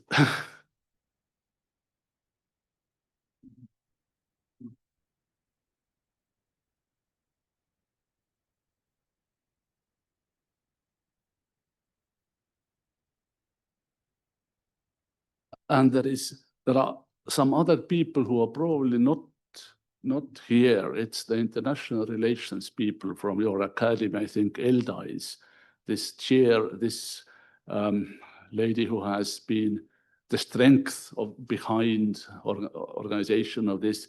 So if you could hand over the other small tokens to Elda Zatoya, to Elda and her colleagues, just to compare how worthless our chocolate is compared to Albanian sweets.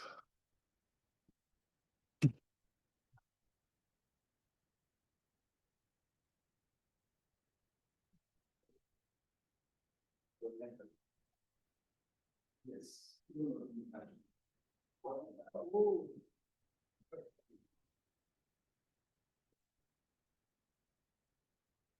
So with that, as no other business was proposed, it's my pleasure to declare this meeting over and hope to see you all approximately in 1 year, either in space or in Turkey, or only God knows which offers will still arrive. Thank you very much for